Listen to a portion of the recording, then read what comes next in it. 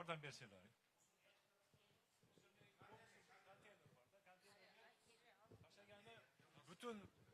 Bütün aymak gelip aşığı taşıyordu bizde. Aldan 2 hafta, 3 hafta doldurardık.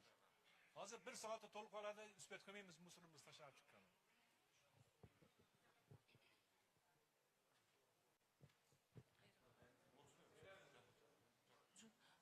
Урматтуу бүгүнкү катышуучулар, урматтуу Жанар мырза. Мен айтайын деген сөзүм мынау даткада Аты жөнүңүздөрдү бир тааныштырып койсоңуздар, себеби атайын тийиштүү кызматтар протоколдоштуруп, ушунун жыйынтыгы менен иш чара кабыл алынат. Даткада жашайм, 16-домдо турабыз. Мен көпчүлүктүн проблемасы менен келдим. Себеби биз айлана чөйрөбүз таптакыр эле бузулуп кетти. Же тротуарыбыз жок, же бир басканга балдар эс алганга жерибиз жок. Аялдар, келиндер балдарын жетелеп алып көлөкөлөй турган жерибиз жок. Же болбосо бир сейил багыбыз жок. Ана поликлиникабыз эң основной, өтө тар поликлиникабыз. Бар бири-бирибизге мындай баса албайбыз. Детсадыбызда жетишпейт, детсад да керек бизге, и мектеп да керек. Анан кийин айлана чөйрөгө карасак, мындай свалкада жашагандай элебиз да. Анан домдорду мындай ремонттойлу, мындай кылалы десек, биздин акыбалыбыз жетпейт экен ага. Себеби пенсионер көп жашайбыз, анан бала чакалуулар көп жашайт, балдарынан ашпайт экен, ошондой проблемада кайрылабыз. Тротуарыбыз основной. Могул 15-дом бар, ошолдон аккан суулар, ылайлар барып эле 17-домго, 16-домго курулат. Эшигибиздин алдылары талкаланып бүткөн. Ошондо бир көзгө немеге алып койсоңуз, өзүңүздүн карамагыңызга рахмат. Айтмын Азиза деп. Азиз эже, мындай кылалы, кыска жооп бергенче өтө көбөйүп кетпесин. 3-4 адам суроо берсе, сиздикинен баштайын. Сиз айткандай 16-көчө боюнча биз келген күн үй боюнча 16-үй. Бүт көчөлөрдү биз түнү күндөй кыдырып чыктык да. Ош шаарында тротуар маселеси өтө оор экен. Азыр мына Борбордук көчө, эски Келечек базарынын жаны, централдык мечиттин жандарын бүт тротуарларын оңдоп баштабадыкпы? Мына драм театрдын башынан баштап Моско чейин бүттүк оңдопчу. Азыр берки жагын оңдоп атабыз.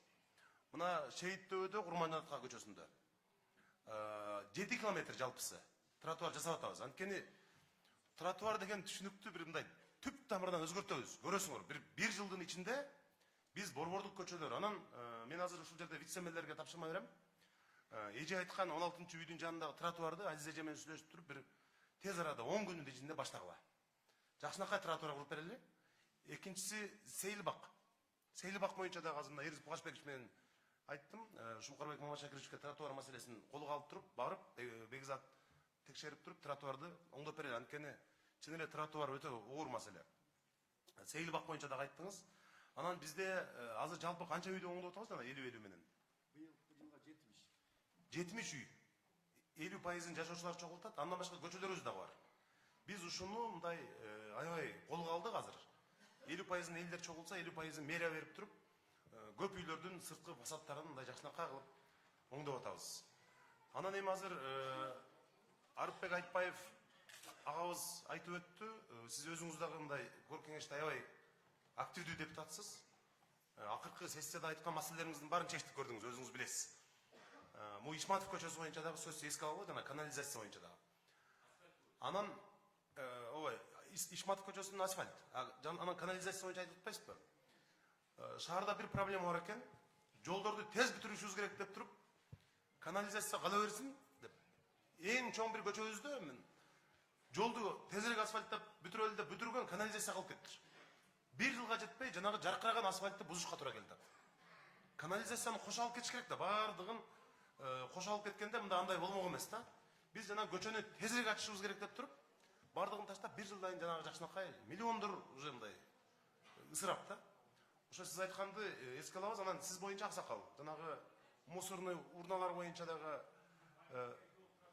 айттыңыз, тротуар, мост боюнча. Азыр сизге жооп беришет азыр. Мына тазалыктын жетекчисинин алдыңызда отурат, азыр сизге жолугуп жооп берет. Анан Азиз эжеке, сиз поликлиника жөнүндө айтып атасызбы? Набережный көчөсүндө поликлиника бара турган тротуар, анан пешеход боюнча шаардык жолдор башкармалыгы техника боюнча баруучу тротуар боюнча өзүнүн кеңейти боюнча эжеке азыр эми республикалык бюджетте титул баракчалар бекитилип калган. Биз барып укс барып көрсөн чогуу көрөйлү. Эгер мүмкүнчүлүк болсо, жер болсо, биз проектсин жасасак болот. Курулушун эмес, проектсин, Хорошо, барабыз. Анда жооптор берилген болсо, кийинкини суроолорго бере беребиз. Сол тарапка.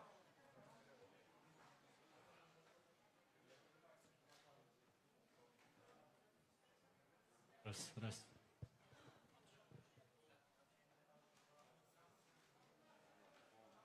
Микрофонду жакыныраак кармап алсаңыз. Баспаң аба, баспаң. Даяр кылып берип койсоңор балдар. Болду.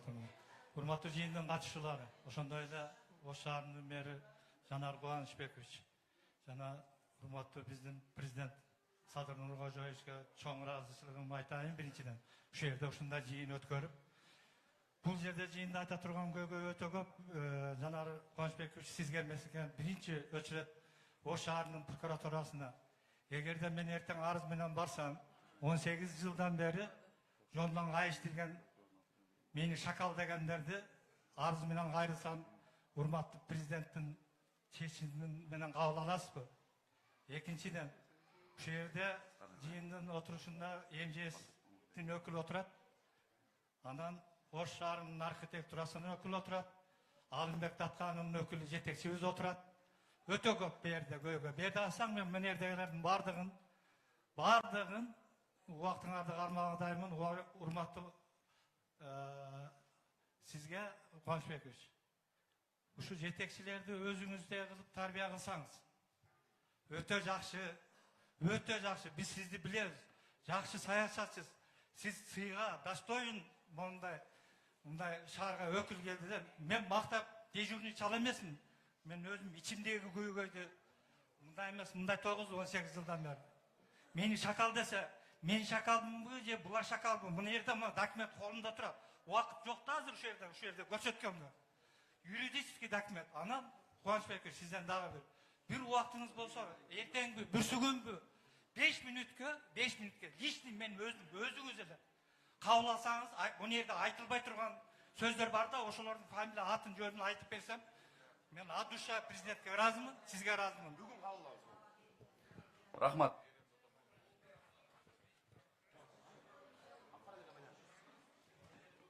Урматтуу Жанар Кубанычевич, мен председатель комитета номер 1 Тюльпан дачасы боюнча. Мынау бизде насосный станция бар да. Насосный станцияны мамлекет курган, мэриядан. Жарым акчасын арыз төлөдү, аны аябай сонугандан сел алып кетти. Сел алгандан кийин гана өзү басына өтөт, элдер күчү басына өтөт. Бардыгын жасадык. Токтом чыкты, мамлекетке өттү, суу каналга өттү. Бирок суу канал кабыл албады да. Мен уже 2 жол сизге кайрылдым. Ана айттыңыз жана немесине, чарба башчысына. Неме вице-мэрге да кирдим, башкасына кирдим, эч ким укпай атат. Андан башка биздин ошол жерде трансформатор бар. Бир трансформатор бар, аны мамлекетке айтат. Ал мамлекеттики өзү. Эми аны ишим карабай койсо урдап кетет, урдап кетсе андан жооп беришке дагы. Ошону сиз бардын тактап берсеңиз. Анан мынаны мамлекетке албаса болот, сууну состы. Ал Төлөкөн айылында эң бар суу башында дамба курулган. Дамба 15 жыл бери турат. Бирок дамба бүтүрөк алы. Дамбадан суу чыгып кетет, насос алып кетет. Кайрадан басына өтөтөбүз элдердин күчү менен. Кыйналып бүтү элдер, элдер акча төлөй берип. Эми неудобно экен, кайра берген. Анан кийин ал жерде 1 чакырым жерде асфальт кылып берсеңиз.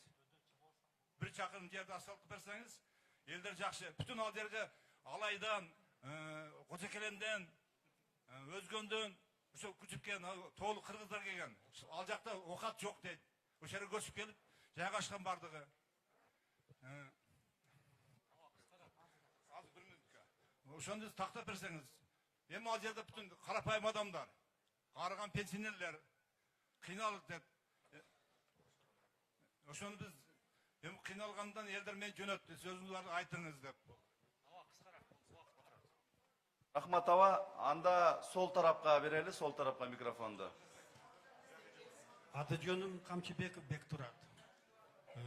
Атабаева 3 көчөсүндө жайгашкан 4 кабаттуу мурдагы аз камсыздуулардын жатаканасынын жашоочулардын атынан келип отурам.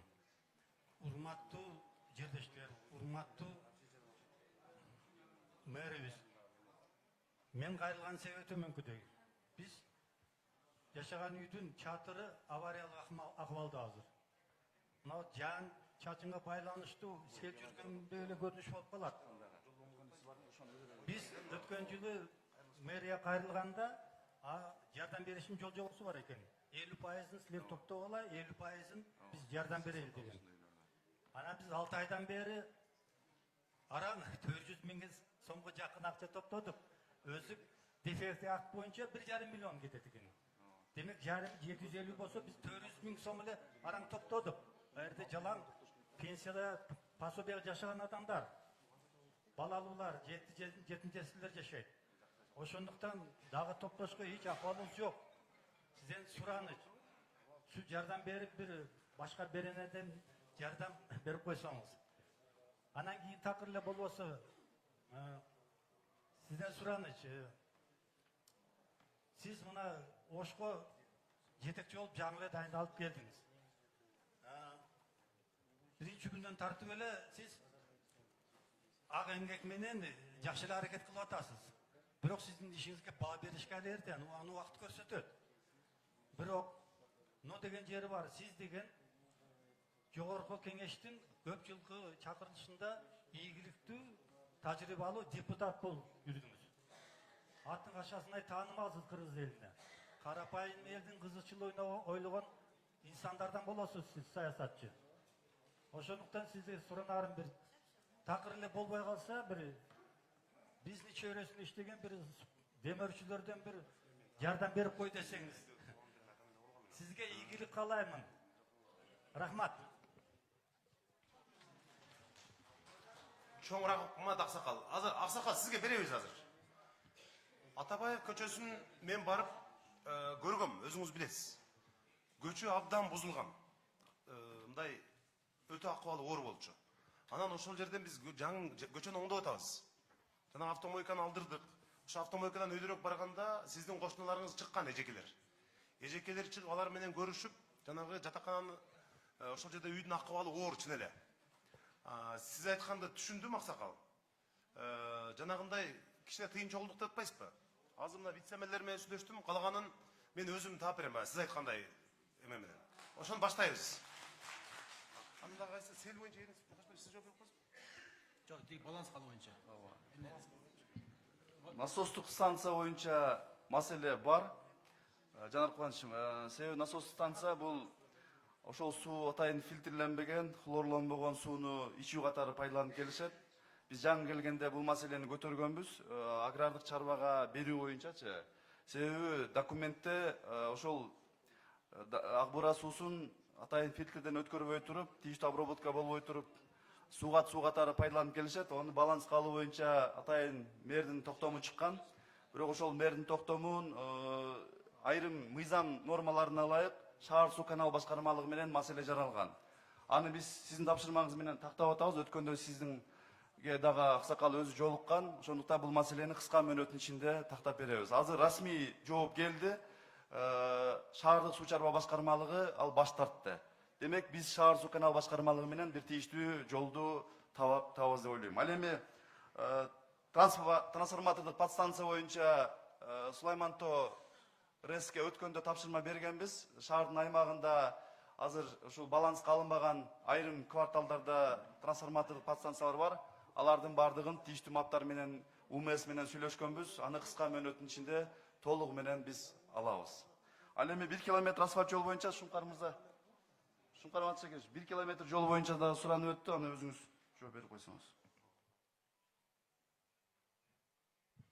Жол боюнча азыр эми карайбыз. Анткени шаардагы негизги көчөлөр дагы мындай эски көчөлөр бар да, негизги жанагы шаардын центри деген.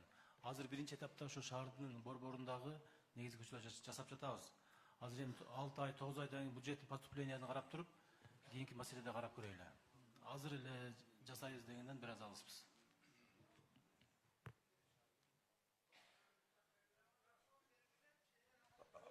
Aksakalga bereli hazır, aksakalga. Ejeke, aksakalda Çarçadım. Sen canlısın. Oturup dur. İçine. Tanıştır. Özümde en birinci. Ejeke aksakal suranı da aksakal. 80'ge çıkıp kalgan aksakal. Beriniz, Aksakalmın. Sakal koygan jokmun. Pasportumu görsün. aytыңız. Gıcırım gelip durat hazır. Sebebi meni göbü tanıyt mına. Cengişbek Mırza tanıyt, Şunkar Mırza tanıyt meni neçen yıldan beri şaharda. El üçüncü grup жүрген ayal elem. Gelbeymin degen elem. Asfaltım pütsödü. Asfaltımda hazır. Moyun sunbay barıp durup Canar Mırzaga görsetömün men. Oyulup jakkanın. Bizdin hazır aytып otasыңар, men hazır aytayын dedim la. Kadırova Parida Kadırovnamın. Жазып koygula. Talaş tartış menen unutturup koyosуңар. Эмоцияга алдыртып коесуңар көп нерсени. Биз Жаңы Чек Достук микрорайонунда Кулмаматов атында 47-чи көчөдө жашаймын мен. Бул жерге өзүбүздүн күчүбүз менен, мына Шумкар Мырзанын күчү менен, жакшылыгы менен ушуларды жаман дебей канализациябыз келди. 400 түтүнгө ылайыкташтырып бердик деди, мону нар жак бер жагын Кудай билет. Анан светтерди өз күчүбүз менен алып келдик. Мухаммедке рахмат, техникаларын бекер берип иштетти. Бул жерде бардыгын айтып өтүшкө туура келди. Азыр эми Жеңиш Мырза былтыр эмес, быйыл 7 январда тапшырылды биздин көчөнүн асфальты. Асфальт бузулуп, талкаланып атат. Көрдүңбү менин кылтыраганымы? 70тен ашып калдык биз дагы. Убага келгенде 40та келдик эле ушул Жаңы Чекке. Убакыт өттү, арыдык балам. Анан кийин кечиндеги авария болгон машинаны сүрөткө тартып алайын десем, шопур жинденип туруп кете берди. Поворотко алып келип, уклонго асфальтты таштап койду. Асфальтыбыз нар жака 78-чи көчөгө 200 метр, 20 метрден болгондо 10 та үйгө жетпей, лык эткизип токтоп койду. Аркасында тегирмен айландыра турган эч ким жок экен биздин көчөдө. Биздин жашоочуларыбыз мурун көрүп, кийин калган адамдар экенбиз. Мен мынасы жок деле дошум жетет менин. Анан кийин мынау свет маселесинде кече каникулда бала чакабыз келди туш тараптан. 3төн 5ке көтөрбөй коюптур. Мунун фактысы бар. Анан биягынан өчүрсөң оягы тамат, аягын өчүрсөң биягы тамат. Энергетика балдарыңызга Жанар Мырза дайындап коюңуз.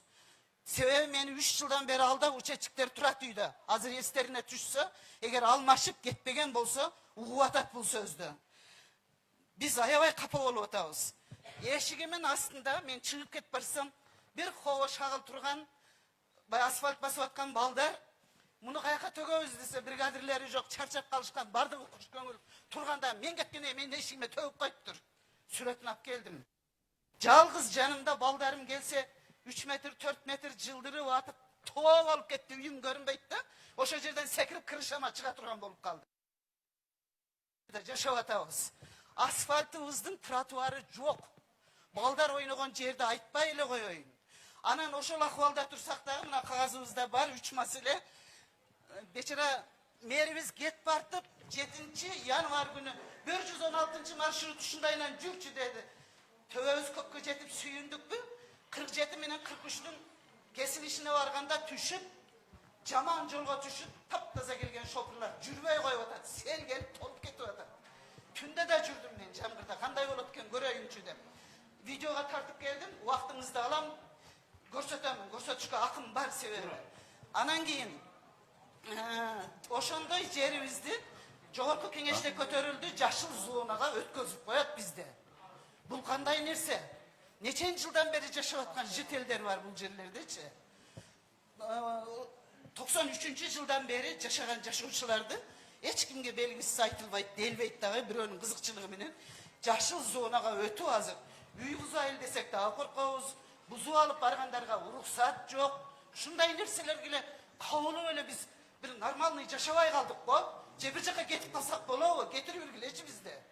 Ошо 47-чи көчөнү мына Алымбек Татка аймагында атып балабыз отурат, мына жетекчибиз. Рахмат жаш болсо да экөө иштеп атат, ушуларга көмөкчү болушубуз керек биз.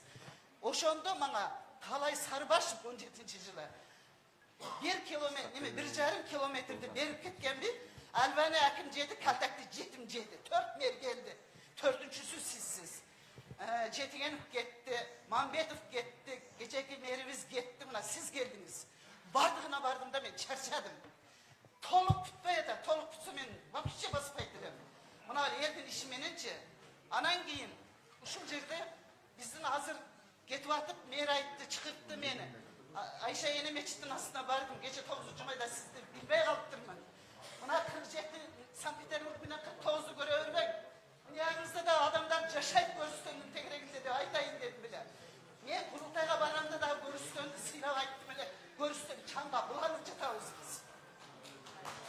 Биз ушул нерселерди кантип чечип чыгарабыз, кандай кылабыз биз? Анан шаардын ичиндеги 3 көчөнү кое тургула. Шункар мырза, 3 көчөңөрдү кое тургула. Баары эле тротуарды бузуп таштайсыңар.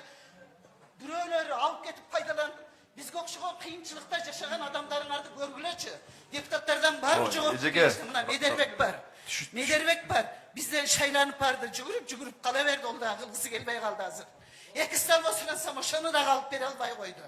Анан кийин бардыгы ошого окшогон иш болсо, жүгүрүп келет дагы. Анан кийин бизди караган эч ким жок. Мына Жеңиш мырза билет биздин жолубуз бүткөнүн. Ушул бала менен да урушуп кечирим сурадым акырында. Урматтуу мэрибиз, ушуга көңүл бөлүң, мына 3 нерсени берем. Түшүндүм эже, бериңиз. Бериңиз. Эже, Жеңишке микрофон бергилечи Жеңишке. Азыр УГДнын башчысына микрофон бергиле. Эмне болуп атат? Кантип жардам беребиз? Кыска айтсаңыз. Саламатсыздарбы, урматтуу жыйын катышуучулары. 47-чи көчө, эже былтыр ал 47-чи көчө былтыр Жооп бере бериң. кышка жакын курулган болчу. Бул асфальт толугу менен бүтпөй калган. Мына быйылкы жылы Кудай кааласа аягына чыгарабыз. Былтыр ушу кышка жакын суук түшүп кеткенине байланыштуу жол токтоп калган. Тротуарына да асфальт төшөлгөн эмес. Быйыл толугу менен бүтүрөбүз. Подрядчиктер бар, ал жерде келишим бар. Мына жакынкы күндөрү башталат. Рахмат. Азыр оң тарап болду эле, сол тарапка берели.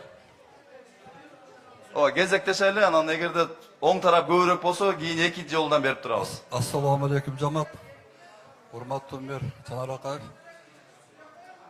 Эжеке, микрофон баарыбызга жетет, убакыт кенен.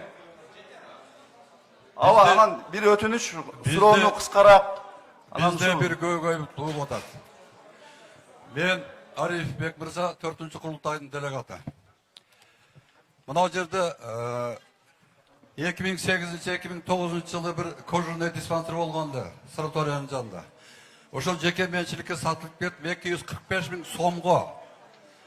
Ошо 2008 жылдан бери соттошуп, жогорку сотто биз утуп келип, ошо айлана чөйрөгө мектеп кылып бергиле деп өтүнүч болуп, менеге баласын 2008 жылы барып, жогорку соттон утуп келип берген баласын өткөрүп бергенлик.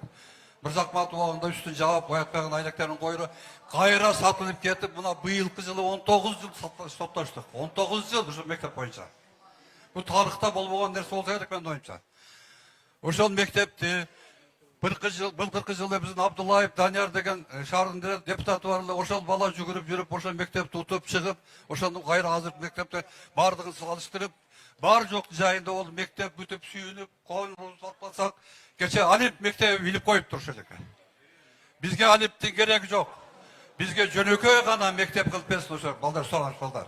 Алип мектеби билесиңер, 5-класстан жогорку класс балдарды алат. Биздин балдар шагыры бар окуп атат, айлана чөйрө кичине сүйүнүп аттыгыла. Ошо ниет менен силерге кайрылып атабыз. Бул элдин кайрылыгы, бир эле мендин кайрылыгым эмес, ошо айлана чөйрөдөгү Төлекөйлөйдүн алдына жайган. Анан экинчи дагы бир сунушубуз, силерге кандай дейсиңер? Жанагы биздин ошо мына Петлетка айылында бир ФАП бар. Мен эсимде жок, кайсы жыл курулган экен. ФАПтын мындай көрсөңөр азыркы заманда өзүңөрчө уяласыңар да. Ошо жерге кичине 45 соттук жерди бөлүп бергенде бир убактыларда ошо айларга ФАПты поликлиника куруп бересиңер деп. Ошо жерде ал жеке менчиликке сатылып кетип, бириктүү курулуш деген адамдар ошо жерлерди куруп атат. Барбаган жер, соттошпогон жерлерге калышкан жок. Бизден бир сураныч, резиденциянын үстүндө бир 5 гектар питомниктин жери бар. Ошол жерди билесиңер, баарыңар көрүп жүрөсүңөр. Ошо жерге, ошо элдин атынан поликлиника, бала бакча, балдар ойночу сейил багы куруп берсеңер өтүнүч болуп атат. Ошону келечекте поликлиника айланасы, резиденция, достук, килогородок адамдар көбөйүп атат бар. Жаныбызда этаж үйлөр куруп атат. Ошол сунушту кандай дейсиңер, ошону бир карап бергилечи. Силерден Elin atынан рахмат. Рахмат аба. Урматтуу биздин шаарыбыздын тургундары ушул суроону берүүдө дагы бир 2 мүнөткө чейин деген регламентке бир толуктоо киргизип алалы. Ооба. Анда оң тарапка берели, оң тарапка микрофонду. Assalomu Барат, alaykum. азыр кийинки сизге барат, эже, сизге барат азыр. Кезектешип алсаңар, эме, Бакыт мырза. Qisqaga gapiraman. Assalomu alaykum. Biz aeroportimizga Суроону угабыз, суроону угабыз. Аты жөнүңүздү тааныштырып койсоңуз? Komilova va Muyassar. Biz Nabережный va Rashidova ko'chasidamiz. Poliklinika yo'lida. Biz mahallamizdagilardan yig'ilib 50% ga pul yig'ib biz mayatga to'kkanmiz pulimizni. Faqat biz u pulimiz nimaga lato kerak yetib qoldi. Biz mahallada ko'proq jasur ayollar, pensionerlar, ko'p bolalar bo'lgani uchun asfaltga pulimiz yetmayapti. O'rtoq mer shuning uchun bizga ozgina yordam berib ko'chamizni asfalt metrlar, uncha ko'p emas. Biladi biz nima kursi deylar, dokumentlarimiz topshirilgan. Bizga shunga yordam berib qo'ying. Sizdan katta iltimos. Keyin biz tomonda svetimiz juda ham past, qishda juda qiylanamiz. Svet masalasi rosa qiyin. Ayniqsa bizning mahallada juda ham qishda agarda kondisionerimiz ishlasa, pechkada ishlamay qoladi. Rahmat. Bo'pti, Анда ошо эжекеге сол тараптагы Кубаныч мырза.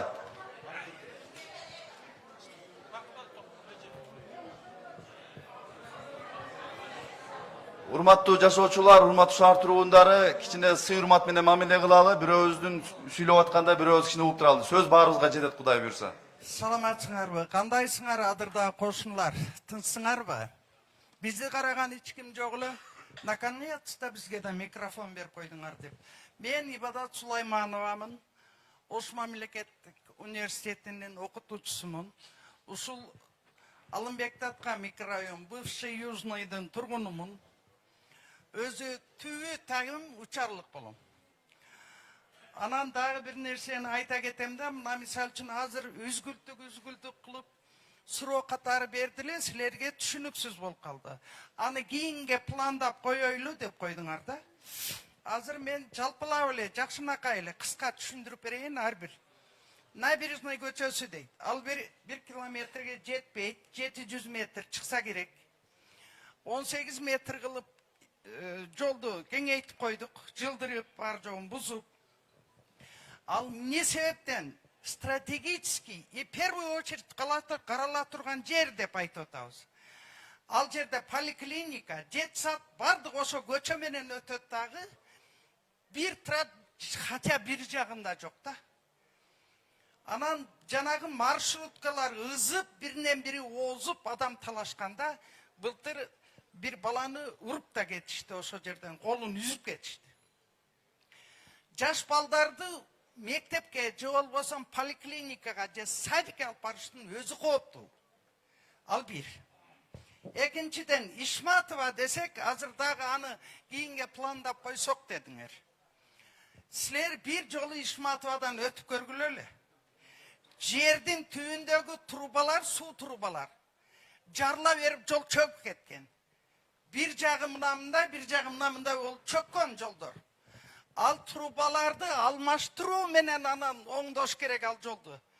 Деге машина жүрбөй турган болуп калган. Бир мындай көргүлө, биздин балдарыбыз күлөт да. Мы южные никому не нужные деп. Бул южный микрорайон.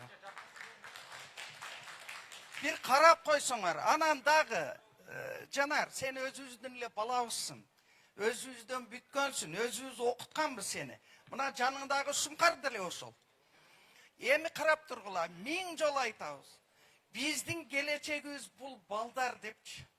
Ушулар үчүн деп жашайбыз. Бизге уже кереги деле жок эч нерсенин. Мынабы Топтогул мектебинин жанынан азыр келгендирсиңер. Жанында Эмпа деген заправочный пункт турат. 1,5 метр чыкпайт мектептин площадкасына. Жарылып кетсе, коопсуздугун ким карайт, ал кимдики, эмне себептен ал турат ал жерде. Деги мүмкүн эмес нерселер көп. Анан дагы бир айта турган нерсем, бул адыр деп коет, эч ким билбейт да. Кай жерде эмне бар экен? Бир белгет десең, мына жерде алмаз да бар архитектурадан. Промзона деп коет. Промзона эмес эч кандай. Промзона бөлүнгөн жер бар. Азыр барсаңар азыр көрсөтүп берем. Ковид убагында больница таппай, Эжеке, кечирим сурайм. Азыр. 2 мүнөт регламент коюп алдык. Эгер кааласаңар апарып көргөзүп келейин. Килейген аптека управление жайгашкан жерде менчиктеп алып кетти Асылбек Жээнбеков. Азыр урук тууганын өткөзүп ал жакта ана автобазанын жерин азыр элге Эжеке, сатып кечирим сурайбыз, бирок регламентти кабыл алып алдык. 2 мүнөт.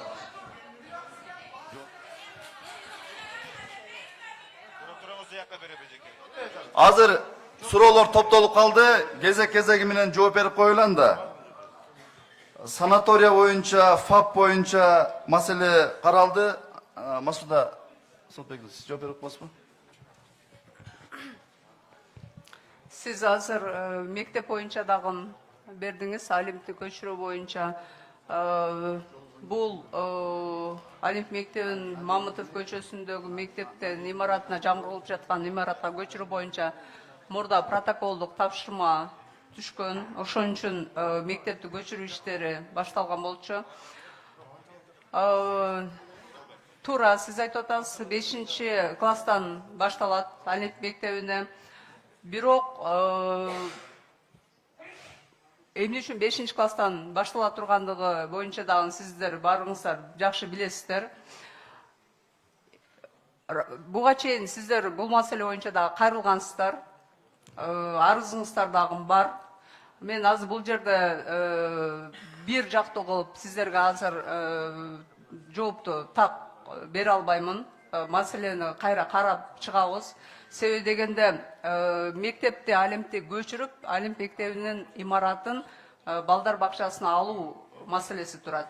Ошон үчүн мен ойлойм Төлөкөн айылы же болбосо шаар деп мындай бөлүнбөстөн мектепте ошол жака көчүрүп барып, сиздердин да балдарыңыздар окуйт, башка балдар дагы окуйт. Ал мындай маселеден, то есть көйгөй жаратпашыбыз керек депчи. Сиздер мага келсеңиздер, бул маселени кайра карайбыз, макулбу? Себеби дегенде өсөн акелер болуп, билесиздер, мага келгенсиздер.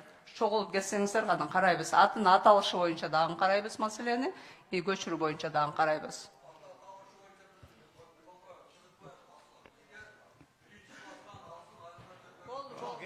Ава сүйлөштүк, тийиштүү мэрдин орун басары менен кеңешип макулдашып берчебиз.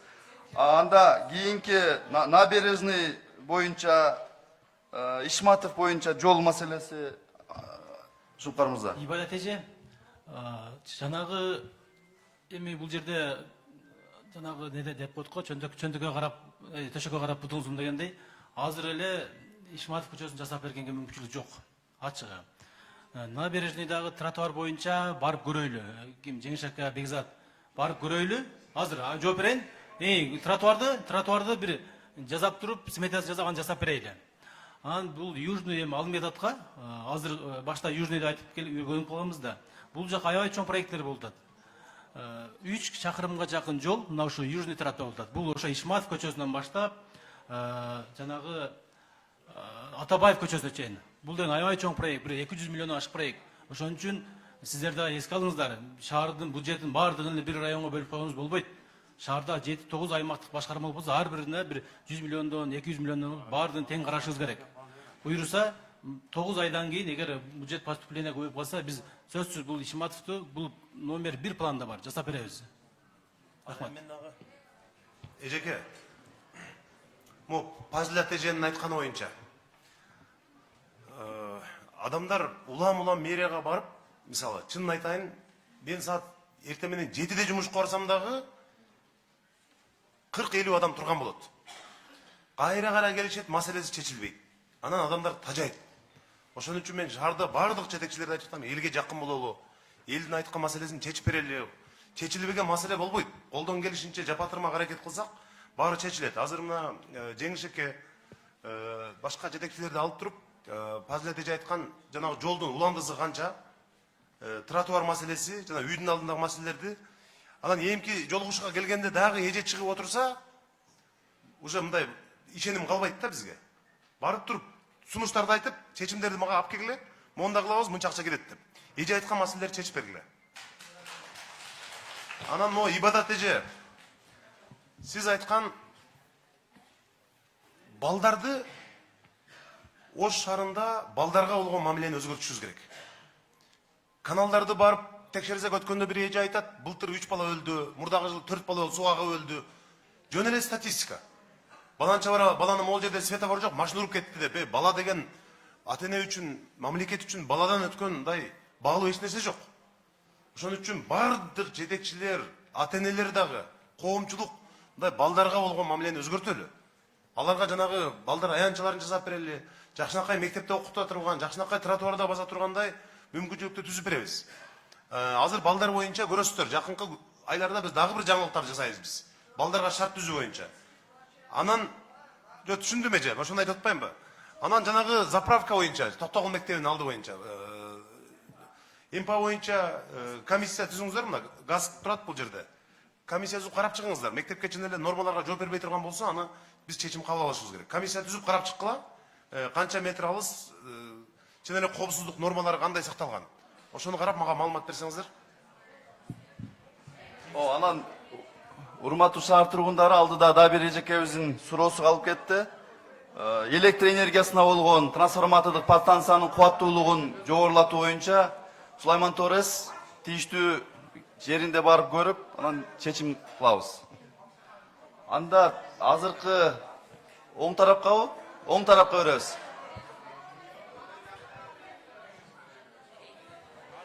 Саламатсыздарбы, урматтуу мэр, сизге биздин кайрылуубуз. Биздин дачада суу боюнча мэрияга бара берип, тиешелүү жерлерге бара берип чарчадык. Биздин суубуз токтоп калган боюнча турат. Анан бизде деле ушул көйгөй, баягы жолдун сапаты жок. Жаңы курулган асфальттарыбыз баары чекелери оюлуп бүттү. Анан мына мектептин жанында тротуар жок. Анан мына ишкананын машиналары бар, шагыл заводдун. Окуучуларды садикке балдардап келген аябай кооптуу болуп атат. Биз ушуну сурана берип чарчадык. Мен ошо дачанын тургуну Калыкова Мукараммен. Биздин көйгөй ушу эң биринчи көйгөй суу. Таза суубуз жок. Баягындай неме суубуз деле жок, өзү биз сатып алып ичебиз. Чөнтөгү барлары сатып алып ичет, чөнтөгү жоктор талайдан ташып ичет. Биз сууга аябай бизге көйгөй болуп кетет. Биз мына Талай Сарпаштан бериле ушу 3 мэр алмашты, ошодон бериле суунун көйгөйүн чече албай ушул маал болду. Барбаган жерлерибиз калбады. Водоканалдарга бардык. Ар чогулушка келип көтөрөбүз. Ушул мектебибизди Кудайга шүгүр ачып алдык, бирок дагы эле ошон көйгөйүбүз көп. Бизге ушу сууну караштырып берсеңиздер, эмне үчүн токтоп калды? Биз мына мэрдин өзүн апарып деле көрсөтүп келдик өткөндө. Атайын мэрияга барып атабыз, тиешелүү жерлерге бара берип чарчадык. Ушуга жооп берип койсоңуздар. Топ туруп жооп берели. Азыркы сол тарапка берели, сол тарапка. Ава. Ассаламу алейкум. Урматтуу Жанар Кубанычевич, урматтуу президент. Урматтуу шаарыбыздын тургундары, бир аз тынчтанып алабыз. Бардыгыбызга Кудай буйрса микрофон жетет. Куш келипсиздер. Мен мына Достук аймактык кеңешчисинин шаарчасына караштуу Абжалов көчөсүндө турам. Биздин ушул Маканбай Абжалов көчөсү өтө кооптуу көчө. Жанар Кубанычевич. Ал жерде мектеп бар, бала бакча бар. Жөө жүргөн адам жүргөндө эки машина, бири токтоп турат, экинчиси жөө жүргөн адамды айланып өтөт. Ушунчалык ушу көчөлөрүбүз дагы бар. Экинчиси поликлиника. Поликлиника, азыр биз мына Южный поликлиникага карайбыз. Бу поликлиника өзү башында дондун астында курулган 20 миң эле кожолукка ылайыктуу болгон экен эле. Азыр дача карайт, учар карайт. Мына биздин Достук кичи район карайт. Төлөкөнгө чейин, водопроводный, геологородок бардыгы карайт экен. Ушуга бизге мына геологэкспедициянын кеңселери бош не турат. Ошонун бир кеңсесин алып, ошо жерге бир косметикалык бир неме кылып туруп, ошо жерге бир поликлиника ачтырып берсеңиз. Анан ошонун багы бар. Багына кичине бир ошо жерде жашоочуларга кичине эс алуучу жай кылып берсеңиз. Анан дагы бир нерсе, ошол мисалы үчүн бир эле жерде балдар ойноп турган аянтча бар. Азыр 1 километр жерге бүт балдар ошол жерге барып ойнойт. Анча мынча жерлерге 1-2 жерден таап туруп ушул балдар аянтчасында куруп берсеңиз. Анан дагы бир нерсе. Биздин азыр өзүңүз билесиз, жаңы базарга барыш жүдө кыйын. Маршрут. Анан мынабу неме? Юго-Востоктон ошо через Абжалов көчө учар менен ошока базарга чөп, кайрадан ошока келе турган студенттерибиз көп, окуучуларыбыз көп, базарга бара турган адамдарыбыз көп. Ушуларды бир караштырып берсеңиз. Рахмат.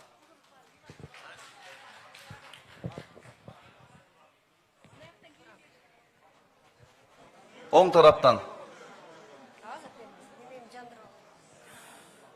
Урматтуу мэр жана бүгүнкү катышуучулар, мен айта турган маселем Достук микрорайондун 78 көчөнүн 17 үйүнүн тургунумун. Биздин шаарда мына өзүңүздөр көрүп атасыздар, центральный жерлерде тротуарларды кайра-кайрадан куруп атасыңар. Биз дагы добросовестный налогоплательщикпиз. Биз дагы биздин 78-ci, 79, 47-ci, 43-cü көчөлөр дагы шаардын бюджетине налог төккөн добросовестный адамдарбыз. Бирок бизге мэр келет, эч кайсы мэр бизге жетпейт. Келген эле жол центральный жерден кайта бересиңер, жаңы асфальт жолдун башын ачасыңар, аягы курулбайт. Аягын ким карайт? Мына ушу Жеңиш мырза, мына сиз мындай 47-ни курдуңар, аягы гана. 79-дун башын курдуңар, аягы гана. Ничин ушундай аягына чыгарбай иш кыласыңар? Мына президент не деди?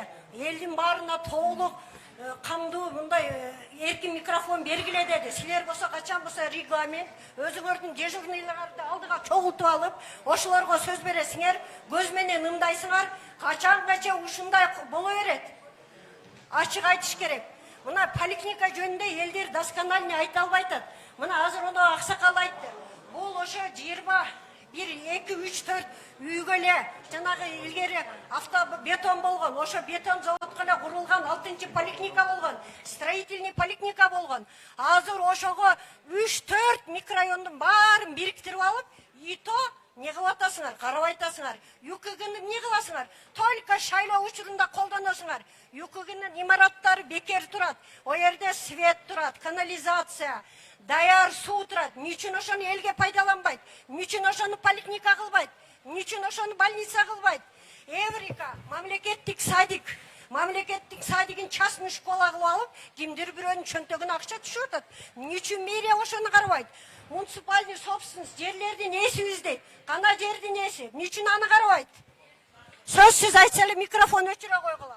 Рахмат эжеке. Сол тарапка берели, андан кийин жооп берели баарына. Саламатсыздар. Саламатсыздар, урматтуу. Раз, 1, 2, 3. Саламатсыздар, урматтуу жыйындын катышуучулары, урматтуу Ош шаарынын мэри, Ош шаарынын прокурору, Ош шаарынын судьясынын төрагасы. Мен сиздерге кайрылганымдын себеби жалгыз уулум Омурзаковду бейкүнөө 8 айдан бери камакта кармалатышат. Оштон 3 айдан бери соттошуп, 3 жылдан бери соттошуп, бүтүп аткан нерсени чоң Бишкекке алып кетти. Бул заказ качан токтойт? Биздин үнүбүз качан бүтөт? Жетет. Ушу жетпей эле страдать этип эле акчасы барлар, таанышы барлар өсө береби? Бизде эле өнүп өскөн. Мени чалым СМБда ардагер кыйын болуп эле жүргөнбүз, бирок силердей андай болгон эмеспиз. Ушул үнүмдү жеткирип койгула. Урматтуу Жанар, мен сени жакшы билем. Себеби жаш мезгилиңде көргөнмүн. Акаев катты критикалагансың. Президент болуп турганда. Тигил ким эле Атамбаевди дагы немеңди берип таштап чыгып кеткенсиң мандатты. Мен сени сыйлайм. Сенин реальнылык жагың бар. Ошону урматтуу немеге жеткизип кой. Урматтуу Сары Нуркожоевичка. Мага караганда сен жакшыраак сүйлөшөсүң да. Ким жөнүндө айтып атасыз? Өмүрзаков ким жөнүндө айтсаңыз? Нургазы жөнүндө айтып атам. Толук айтсаңыз. Омурзаков Нургазы бейкүнөө жатат. Эмне менен, кайсы статья менен камалган? Азыр түшүндүрүп берет. Бир бейкүнөө, күнөөсү жок камалып атат. Ушуну үнүм жетпей койду мага. Азыр мага түшүндүрүп берет. Айсалкын эже, сиз билесиз да? Билет, азыр түшүндүрүп берет. Урматтуу Садыр Нуркожоевич, сизге арыз менен карылганбыз. Аркаңыздан кубалап жүрдүк. Кара суга бардык, киргизбеди.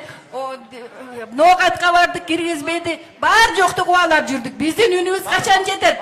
Биздин ушундай адамдар бар го, жана заказ адамдар. Качан токтойт? Өзүңүз эле токтотпосоңуз токтотпойт. Эжеке сүйлөштүк, азыр адвокаттың кичине түшүндүрүп берип койсун анда. Мен адвокат Карабаева Айсалкын болуп, ушул Өмүрзаков Нургазынын иши боюнча мен катышып келе жатам. Өмүрзаков Нургазы Ош шаарында жабырлануучу болуп келген. Ал Ош шаардык сотунда Жумаков деген судья карап, пренияга жеткен мезгилде кимдир бирөөнүн заказы менен уголовный иш Бишкек шаарына алдырат. Бишкек шаарына барганда Өмүрзаков Нургазыны жабырлануучудан обвиняемыйге айландырып, мына 9 айдан бери Нургазы күнөөсүз камакта жатат. Статьясы 209, часть 4. Мына мошенничество болуп атат, бирок качанга чейин биздин мамлекетте буйрутма заказдар через прокуратура аркылуу иш жүзүн аша берет. Мына Сыдыгалиев Бакытбек мырза дагы билет. Себеби генеральный прокуратуранын буйругу менен бул иштер аткарылып атат. Мына азыр мен эмне үчүн микрофондон ачык айткым келип атат?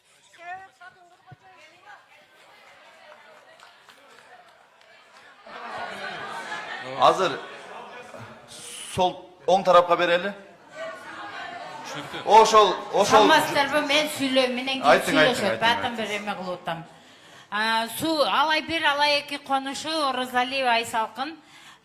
Суу боюнча азыр көйгөйүбүз айтылды, бирок Жанар мырза сиз барганда эртеге баштады кыла дедиңиз, бирок ушул күнгө чейин баштай элексиздер. Андан кийин мектептин жанындагы сизге да барып түшүндүрүп айтып келгенмин. Мектептин жанындагы чоң оор жүк ташуучу машиналар бизге кооптуу деп. Биздин балдарыбыз үчүн ошону альтернативный жол суранганбыз. 400 адамдын колу коюлуп барган сиздерге. Эмне үчүн мага жооп келген. Мен телефонума жооп келген, бирок ушул күнгө чейин аткарбай атасыздар. Не бир балабызды же бир ата-энени уруп кеткенден кийин, анан кийин карайсыздарбы билбейм. Андан кийин кошумча здание мектепке суранганбыз Жанар мырза сизге. Андан кийин мектебибиз менен садикибизге канализация жана унаа курулуш бар го, ошол жерге улап берүүңүздөрдү суранабыз. Тез арада бирок. Биздин 5 миллион акчабыз бар, ФАПка бөлүнгөн. Бизди ушул 6-чы поликлиникадан бөлүп чыксаңыздар болот. Акчабыз бар, эмне үчүн эмгеге чейин биз акчаны алганыбызга мына уже 2 жыл болуп атат. Ошого эмне үчүн бир кичинекей ФАПка ылайык жерди бөлө албайсыздарбы? Ошол. Андан кийин маршруттук каттам суранганбыз сиздерге. Бизде жеке ишкерлер көп деп базарга. Андан кийинкиси тротуар. Мектептин жанындагы балдарыбыз азыр ушул күндө мына чыла болуп атат, кулай болот деп биз сентябрдан бери жазып келебиз. Бир ушу кичинекей жерге тротуар куруп бергенге чамаңыздар жетпеди да. Андан кийин сел арыктар, МЧС. Биз ГАИны чакырганбыз, биз менен биргеликте ГАИ келип жолду карап биз менен чогуу жүрсүн деп жол берүүбүз көрсөтөт. ГАИ барганда жок. Биз менен жолугушкан. Эжеке рахмат. Жаныкбаныч, уруксат берсеңиз да бир сурооңузга жооп берели. Анда, Кубаныч мырза. Ассаламу алейкум, урматтуу жыйындын катышуучулары, урматтуу Жанар Кубанычевич. Биз Достук микрорайонунун 77-чи көчөнүн жашоочуларынын атынан келдик бардыгыбыз. Сизди биз билебиз, көрөбүз, депутатка шайланганда эми чуркап сизге эме кылып жүргөнбүз эми. Рахмат, жумуш көп шаарда, проблема көп. Ошого биздин Абжалов көчөсү азыр токтоп калды, туруп калды. Шагыл Абжалов көчөсү. Абжалов көчөсүнүн орторагында 77-чи көчө бар. Илгертен бери кыйшайып, мындай болуп келген. Кат бергенбиз сиздергечи. Кат бергенбиз. Ошо жолду бир көмөктөшүп, лотоктору жолдун ортосунда. Анан баягы жаш балдар, окуучулар, кары-картаң адамдар кыйналып атышат. Кышында кыйналабыз. Ошого бир көмөктөшүп койсоңуз, катты бердик элек. Şu Abjalov köçösü оңдолуп атканда эле кошо оңдолуп кетет да. Калып кетсе. 77-ci köçö Abjalov köçösü. Uzunluğu bir 300-400 metrede. 300-400 metrede. Şağıl kılıp эле тегизеп берсеңер, калган кийин өзүбүз асфальттаганда кийин аракет кылабыз да. Сурайт сиздерден. Рахмат. Жооп берейин эми, туугандар. Абжалов көчөсүн тиги аксакал абамда буга чейин кайрылган. Абжалов көчөсүн жеңиш экен. Жасап беребиз. Техникаларды, жолчуларды табыңыз. Bir ayın içinde başlayız Abjalov көчөсүн. Ошондо 77 көчөгө шагылдоо иштерин эртең эле баштап, шагылдоо иштерин эртең эле жасап беребиз. Шагылдоо иштерин, асфальт эмес шагылдоо сүйлөшүп алайлы. Абжаловдун асфальтын быйыл жасап беребиз. Жыл акырына чейин. Ал эми алай 1 алай 2 боюнча эжеке суроо бергенче, алай 1 алай 2 боюнча туура эжеке азыр жооп бере алайлы туруңуздар. Алай 1 алай 2 боюнча суу кампа ошол жанагы айыл чарба жерине башталып кеткен убагында. Трансформация болгон эмес, суу кампанын проекция болгон эмес. Бул жерде элдер суу ичет да, бул жер бүрт барды жанагындай санитар норма, снип норма боюнча болуш керек. Ошон үчүн азыркы мезгилде биздин УМС тарабынан суу кампа курулуучу жердин трансформациясы жасалып жатат. Трансформация бүткөндөн кийин быйыл аны жасап беребиз. Андан кийинки маселе. Тиги достук 27-ci көчөнүн акырында бүтпөй калган боюнча эжеке быйыл бүтүрүп беребиз аны жеңиш экен. 47-ci көчөнүн акырында жетпей калганын бүтүрүп бериңиз. Рахмат. Соттук процесс боюнча дагы суроо болуп калды. Шаардык тергөө кызматы жооп берет. Микрофон берип койсоңор балдар. Микрофон.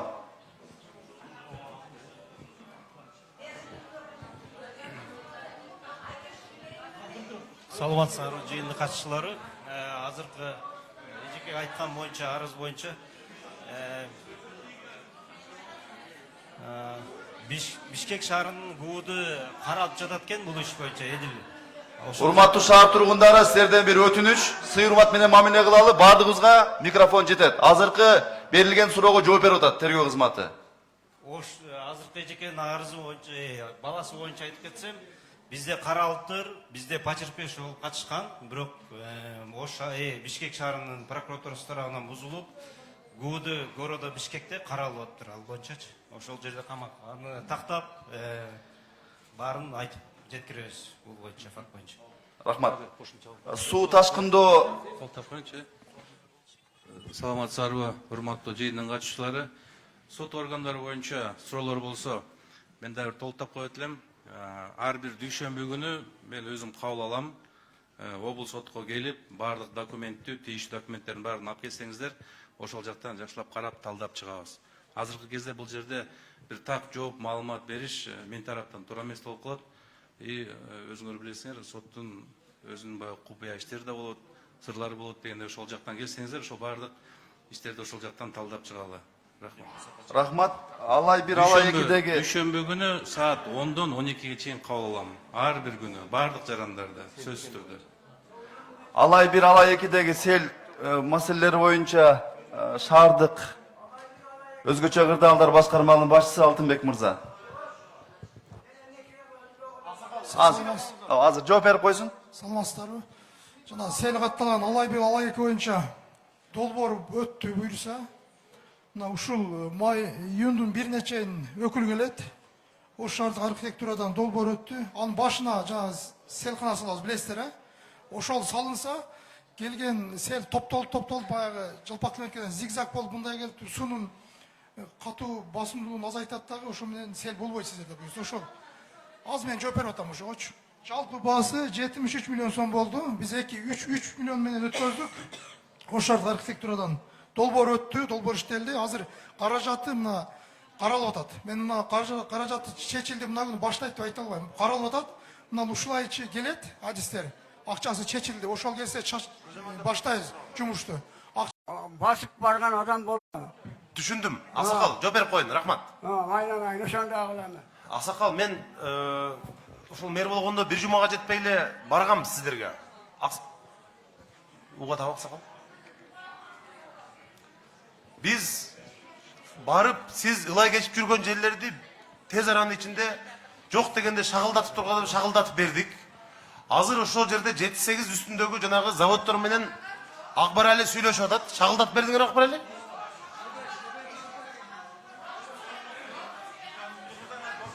Түшүндүм, макул. Жо, мага маалымат беришкен, шагылдатып бердик анын барын деп. Эжекелер, сураныч, азыр микрофон сиздерге барат. Микрофон сиздерге берилет. Видеолорун жөнөтүшкөн, шагылдатып аткан. Анан макул. Азыр асфальт биз асфальт боюнча наркы заводдор менен сүйлөшүү аягына чыгып калды. Жакынкы күндөрү баштайбыз. Жанагы суу боюнча айтсак, суу боюнча мыйзамдуу кылып бүтүрүп берели деп атабыз. Жана айыл чарба жеринен эле башталып кеткен. Аксакал эми ушунча күттүңүз, бир аз күтүп турасыздар, жол менен сууну бүтүрөбүз. Бул менин эсимде эле турат. Бакыт мырза, ошол эжелерге бер. Азыр биз şu Алаяки боюнча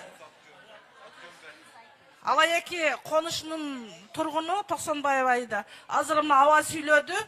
Мына шагал төгүлгөн жок да, мисалы үчүн. Шагал төктүк да, онда ал жалган сүйлөө керек. Шагал төкмөк түгүл эч нерсе болбойт. Эртең менен кеч камал чаң, суям чачкан жок. Бир иш болбосо бир күндө 4 жолу суу чачабыз деди, анын да эле кылышпай атат. Биз айтсак суу чачат, айтпасак суу чачпайт. Анан кийин ал жердечи светтин да немеси болуп атат. Бизде свет слабый. Баягы бир үтүк сайсак да светибиз өчүп калат, мисалы үчүнчү, ошол светибиз да начар болуп атат. Анан ондой жалган сүйлөбөгүлө. Шагал төкпөсөңөр төкпөдүңөр, туура элеби? Силер 1-майда башталат дедиңер, жолдун сметасы бүттү, 1-майда башталат дедиңер. Мына 1-майам өттү. Болду, эже жооп берип койчу, эже. Болтат. Сразу эле неме кыласыз да. Мен ошол жерде мен тынбай барып атам, көрүп атасыз, 2-3 жолу туруп турсаңыз, бул жерде жанагы 1 километр жол. 1 километр жол биринчи мэрибиз Жанар Кубанычевич барганда аябай ылай болчу, көргөн өзүңөрдөр билесиздер. Анан ошол мектеп жактан баштап шебен төгүп, ошол дробилкалар менен шебендерди төгүп, ылай болгон жерлерге жайдырганбыз. Мен ошол туруп турсаңыздар, анан кийин 2-3 жолу мына шагыл заводдор менен чогулуп жыйын өтүп атабыз. Бир жыйыныбызды силер да катыштыңыздар. Азыр сүйлөшүүлөр жүрүп атабыз. Буйруса ошол сүйлөшүү бир пикирге келишип калсак, ошол жолду асфальт төшөп беребиз деп сүйлөшүп атабыз. Буйруса мына чечилейин деп калды. Бир аз сабыр кылып туруңуздар. Жолуңуздарга биз суу чачтырып турайлы пока что. Анан жакынкы күндөр сүйлөшүп ошол маселени асфальтта чечип беребиз. Мага бүгүн кечке чейин барып, Акбарали. Ошол кайерге шебен, кайерге шагыл токтуңор, видеого тартып отчет берип койгула. Жарайт.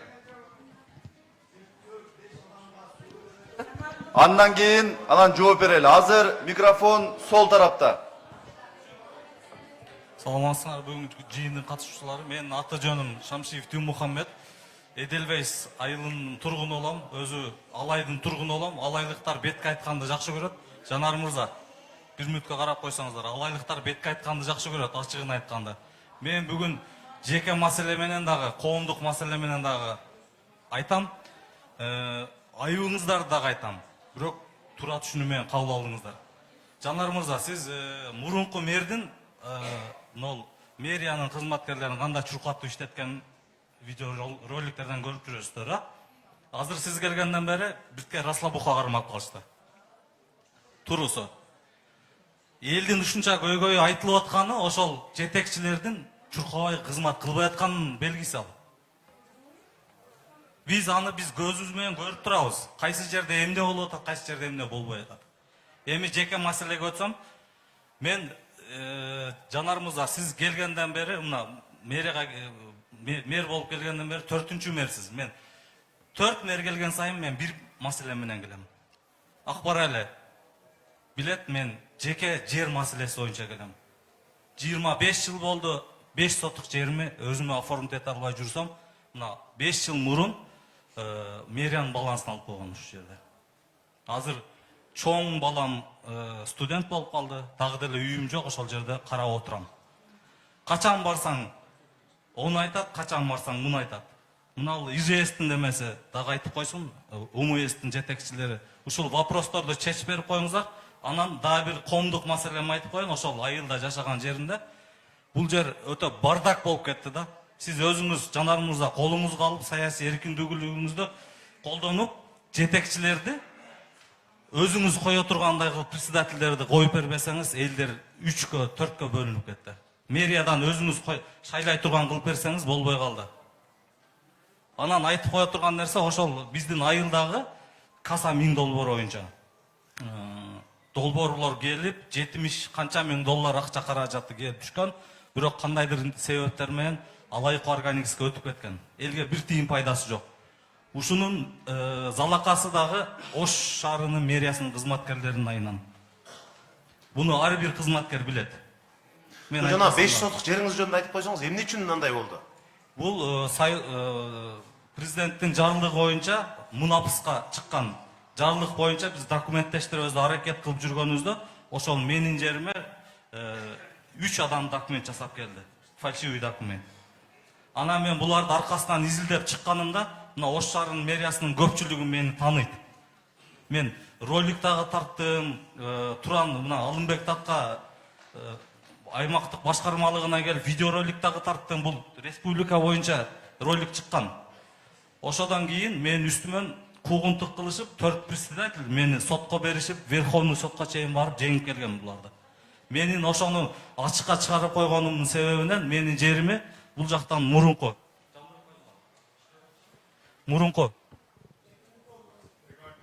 Айтып коюңуз, азыр Жакшылык мырза сиз жооп берип коесузбу? Архитектура, УМС сизге жооп берип койсун азыр. Жакшылык мырза, эгерде бул акебиздики мыйзамдуу болсо жардам беришибиз керек сиз. Саламатсыздарбы? Бул акебиздин арызы боюнча аябай жакшы маалыматым бар. Мунапыстын объектиси катары карап, мага мыйзамдаштык белгиле деген арыз менен кайрылган.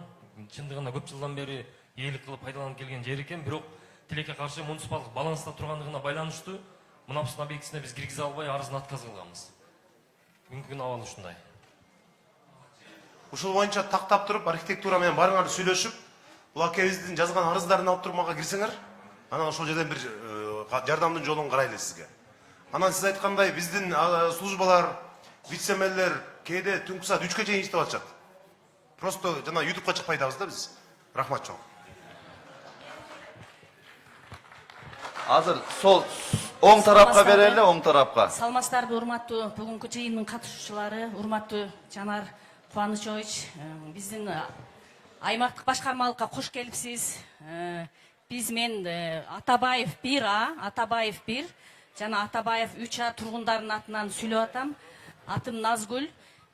Биздин көйгөй төмөндөгүдөй ушул 3 үйдүн 4 кабаттуу, көп кабаттуу үйдүн жашоочулары мына Союз таркаган мезгилден бери 30 жылдан ашуун жылуулугу жок жашап келе жатабыз. Ошол маселени сизге жеткирип коеюн дедим, өзүңүз көзөмөлгө алып, ушул Атабаева 1А, 3А үйүнө жылуулук отказанын жергиликтүү бюджеттин эсебинен коюп бериңизди суранам. Жанар Кубанычович. Атабаев 1, Атабаев 1А, 3А. Мен бул маселе боюнча Эрнис мырзага да кайрылганмын. Кат жүзүндө дагы жазып келдик, сизге азыр беребиз. Андан кийинки экинчи маселе биздин баардык балдарыбыз мына 16-чы мектепте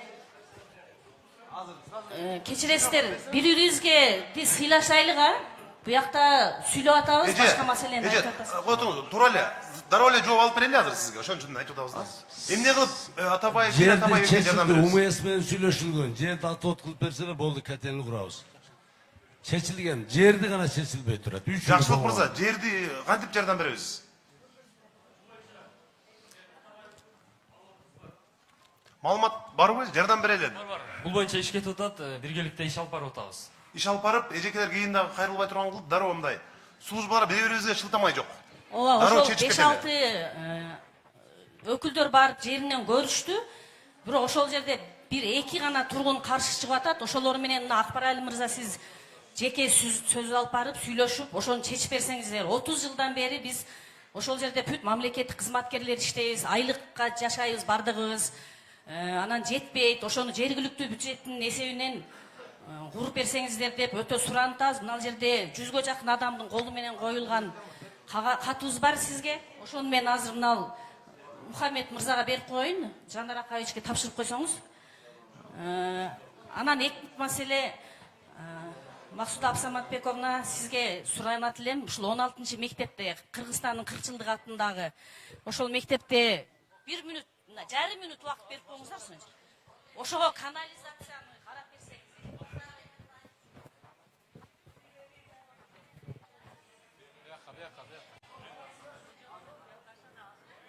Азыр кезектешели, сол тарапка берели. Азыр оң тараптан көбүрөөк болуп атат, кийинкисинде 2 жолу катарынан оң катарга берели. Саламатсызбы? Жаңаракаев жакшысызбы? Биз сүйлөп алайлык, сиздер анан сүйлөшөсүңөр. Мен сүйлөп атам, эжелер. Азыр. Жаңаракаев, биз Токтогул мектебинен Алимбек Даткадан чыктык. Родительдердин комитетинин төрагасы болом. Мектебибизде 69-жыл курулган мектеп, 57 жыл болду. Эми вообще капитальный ремонт болгон эмес биздин мектепте.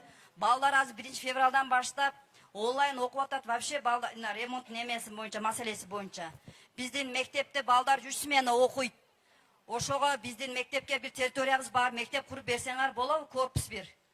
Анан балдарыбыз онлайнда вообще окубай койду, балдарыбызчы. Качан мектепибиз эмне болот, азыр экзамендер болот, кантип бүтүрөт билбей атабыз балдардын окуусуну. Ошого дагы бир эме кылып көзөмөлдөп карап бересизби? Токтогул мектебиненчи. Рахмат.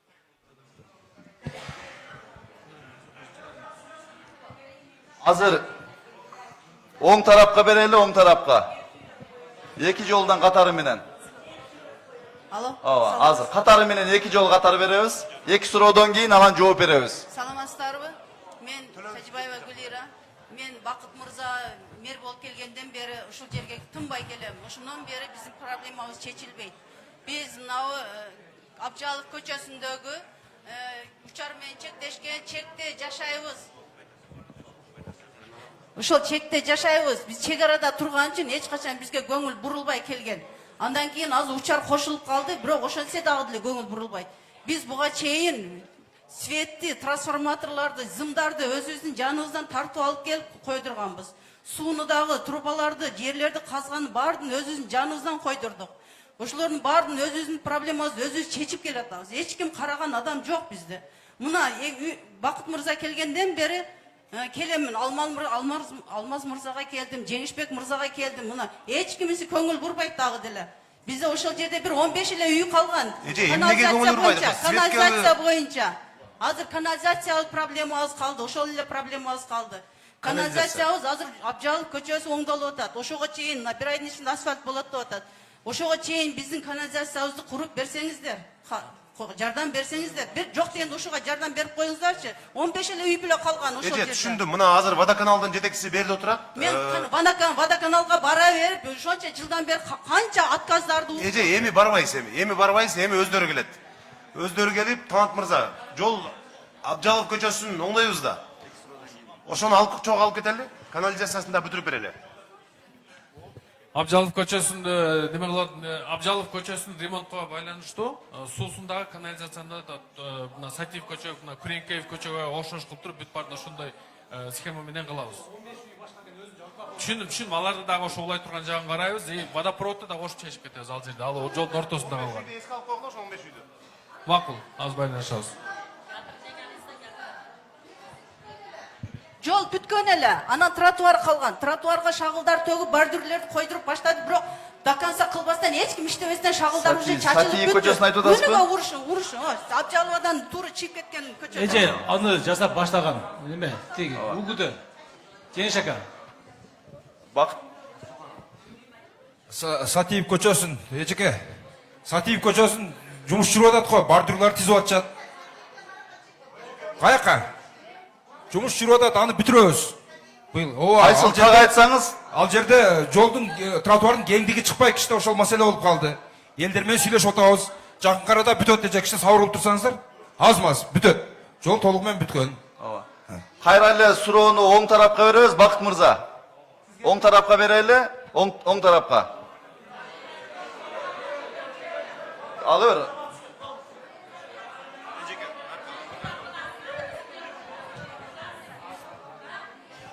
Урматтуу шаар тургундары, силерден бир өтүнүч. Биздин жолугушуунун башталганына эми 1,5 саат болду.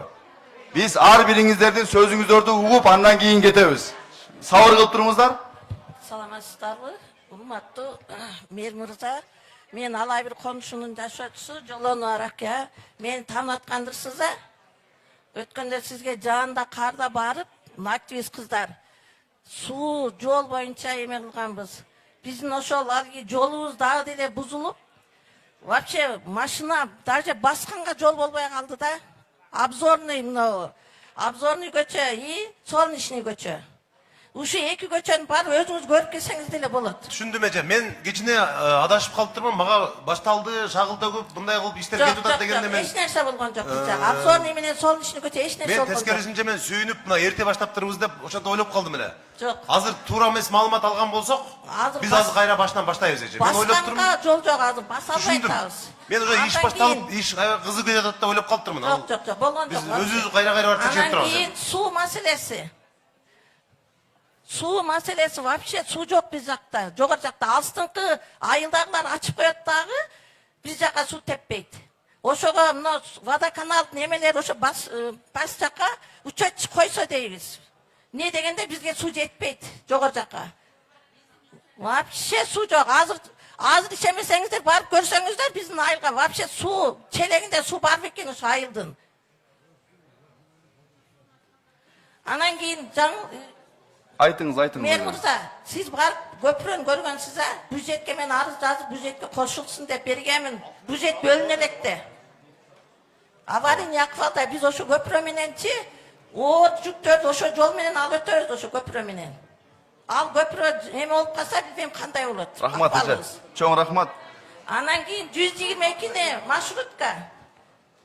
Маршруткабызды мына базар жака да улап берсеңиздер, маршрутка тыгын болуп, аябай биз оор акыбалда болуп атабыз. Же бир маршрутка кошуп бериңиздер бизге.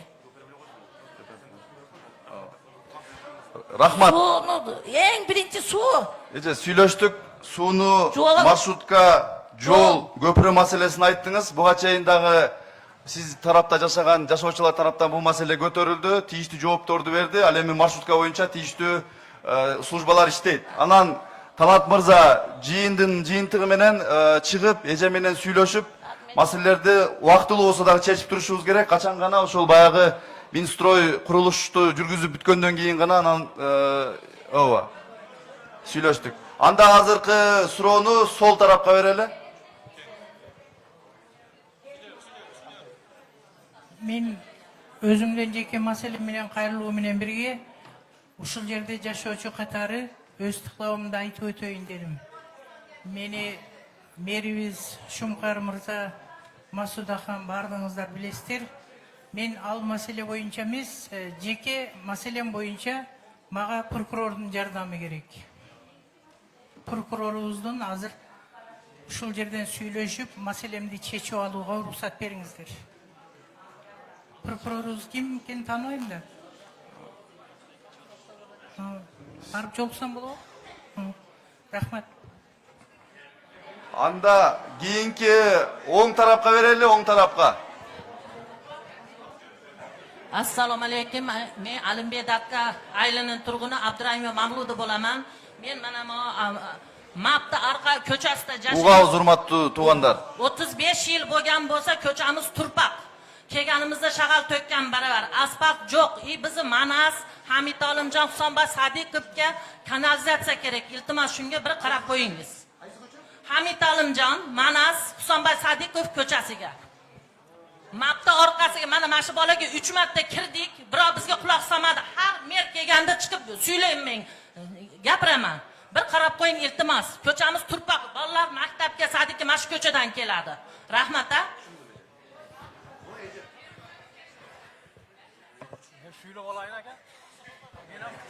Mikrofondu Aksaqalga bereli, andan keyin siz alasiz. Aksaqal. Aksaqalдарды сыйлайлы кичине. Кыш келипсиз Алыбек Даккага. Бу жерде бир мен элди көйгөй тууралуу гапыргым келет. Биринчиден мына учар, Төлекөн, дача, базар жок. Мына жерде Оптом деген базар бар, ошол жерге баардыгы топтолуп алат. Машиналар өтүш кыйын, балдар кыйланат. Ошон үчүн мына Жибый деген жерибизде жер кыйрап атат. Ошол акционерный общество экен, бир эле цех иштеп атат. Ошо цехке болсо ошолорду счетунан, болсо мэриянын счетунан кылып, ошолорго эң пайдасы тие турган кылып, базар куруп берсеңиз өтө сонун болмок эле. Базар узун, Sımıtıttın arjağında.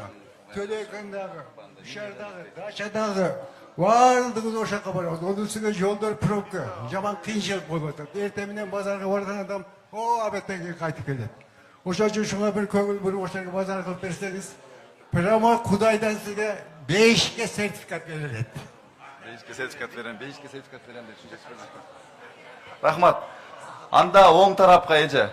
Sizden keyin anan biz жооп берели. Assalamu alaikum hurmatlı mehmanlar. Hoş gelipsiniz bize alınmaktaga. Конечно, көп сөздөрдү сүйлөп атат бардыгы. Мен сүйлөгүм келди да. Bu burun turan болгон. 50 жыл болгон болса, 50 жылдан бери 20 жыл иштедим мен Шияда, квартальный болуп. Бирок, эми негизи келгенде, şu жолдорубузду айтып өтүп кетишти айтпайм. Экинчиден, şu bizde коррупционер жерлерди аз-мазын айтып кетти şu аксакал неправильно. Нар жакта бизде мынеде аптека управленияны немеси бар. Төретардан bizde паспортный стол деген жайнабады. Бардыгы неме аренда эмес бекерге турсаям 4 адам барат толот. Тегиле ошелерди карагыла. Уну ким алган? Коррупционерлер алган да. Жээнбеков Асылбектики. Доз обрабатывающий завод Асылбектики. Автобазабыз бар. 5 гектардан турган. Ул сатылып кетти бардыгы. Уну прокурорлор жакшы билет. Бардыгы иштебейт укам. Мен силерге жүрөгүмдөн айткым келди. Мен, конечно, дежурный эмесмин. 5 жыл сотто жүрүп, 27-80'de 650 гектени барып жүрүп bir эжеңиз менен алдык. Мына билет балдар бардыгы. Менетти ям билиш керек. Коррупционерлерди караш керек.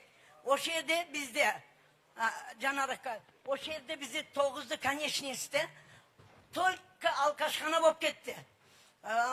Түнү менен ырдайт. Аренда машиналар келет. Эч кимди уктатпайт. Снос болгон. Сносты кылбай атасыңар балам. Мен сизден суранат элем. Бизге мечит курулуп атат. Билесиз а? Мечитибизге bir трансформатор керек. Ошол жерде жашоочулар бардыгыбызды частныйдан алабыз. Шуга көңүл буруп коюшуңузду суранып кетем. Рахмат. Азыркы имарат боюнча прокуратурага, сотко кайрылгам дедиңизби азыр? Чечим кандай болгон? Макул.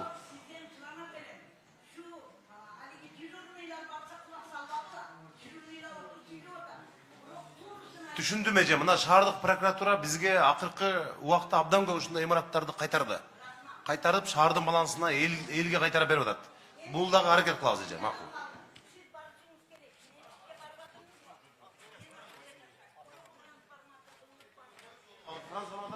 Жан Кубаныч, уруксат берсеңиз, суроолор топтолуп калды. Тийиштүүлүгүнө карап жооп берип койсо, Солнечный көчө, Обзорный көчө дейт, тротуар, жол маселеси боюнча, Манас, Алимжанов, Садыков канализация боюнча тийиштүү кызматтар жооп берип койсоңор. Андан кийин ушу базар ачуу боюнча дагы маселелерди айтып өтүштү. Сатылганов атындагы орто мектептин онлайн окулушу боюнча Тынчтык мырза микрофонду алып кыска жооп берип койсоңор. Токтогул Сатылганов мектеби алдындагы Төлөн көчөсү ремонт болгонуна байланыштуу балдардын коопсуздугун эске алып, убактылуу онлайнга чыгарып турганбыз. Аз күн ичинде булар кайтарылат офлайнга. Урматтуу эжеке, мен жооп берип коем кошумча. Эми бул бизге байланыштуу да. Женеш аке, 1,5 айдын ичинде жолду бүтөбүз толук, ашып кетсе 1,5 ай, андан кийин офлайн окуй баштайсыздар. 1-сентябрдан офлайн экен анда. Ооба. Анда кийинки Манас, Алимжанов, Садыков көчөсү боюнча кыска Горвада канал. Маселени жеринде барып иликтеп туруп анан жооп берели азыр чогулуштан кийин чогуу чыгып элечи. Умес. Мүмкүнчүлүк жогорак эле. Көпүрөнүн жери боюнча эме, ФАПтын жери боюнча дейт. Кыска эле качан көрөсүңөр, кандай тартипте чечилет? Жеринен көрүп, азыр арыздануучу менен байланышып, толук сиздерге маалыматты беребиз. Трансформатордук подстанция, мечит жаңырыла турган мечитке жеринде барып көрөсүңөр, жыйынтыгы менен сунуш даярдайсыңар. Анда азыркы сөздү биз сол тарапка берели.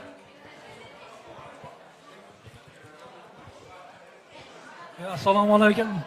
El yurtga. Hurmatli Janarbek. Men yer satib olganman. Men chiqqanda javob beraman. O'sha yerni arest qilib qo'yibdir hozir. 359-ko'cha Yurniyda.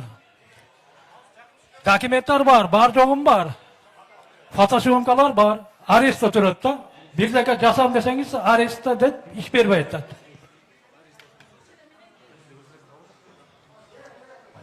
O'shani prezidentimiz aytdi. Aka. Bir onu mulki bo'lib, yeri bo'lib qaytib belgiladi o'ta. Aka, men sizni tushundim, men mer o'rinbosari qurish bo'yicha. Siz o'shol dokumentleringizni olib, ertaga hozir mo'ljadan chiqqaningizda yo'lig'ayli. Emne uchun arestga jo'nib turib aytdi, taqtab turib, andan keyin sizning masalangiz yordam beradi hechkimga. Hozir shu o'ng tarafga 2 yo'l qatoridan beraylik-chi. Qanday?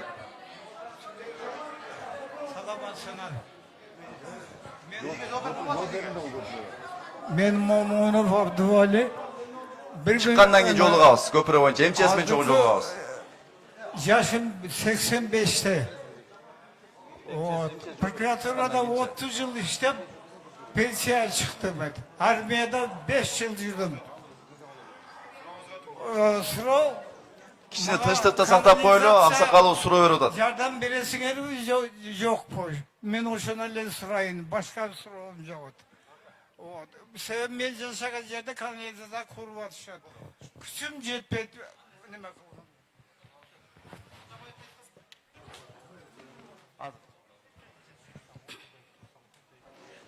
Salamatçısınız mı? Meyreviz. Salamatçısınız mı? Katışıcılar. Biz sizge gelgen sebebim, biz İşmatova bir bığın taşıcısımın. Biz kanalizasyamız 3 yıldan beri sonun üstünde yaşavatağız. Sizde murunku meyerge dağı gelgen biz. Tapanımız teşilip İşmatova bir bı. Petrolüm zapravkasının tuşundağı. 3 yıldan beri sonun üstünde yaşayız biz. Sizde murunku meyerge gelgen biz. Al bunu akbar haline buyurgan.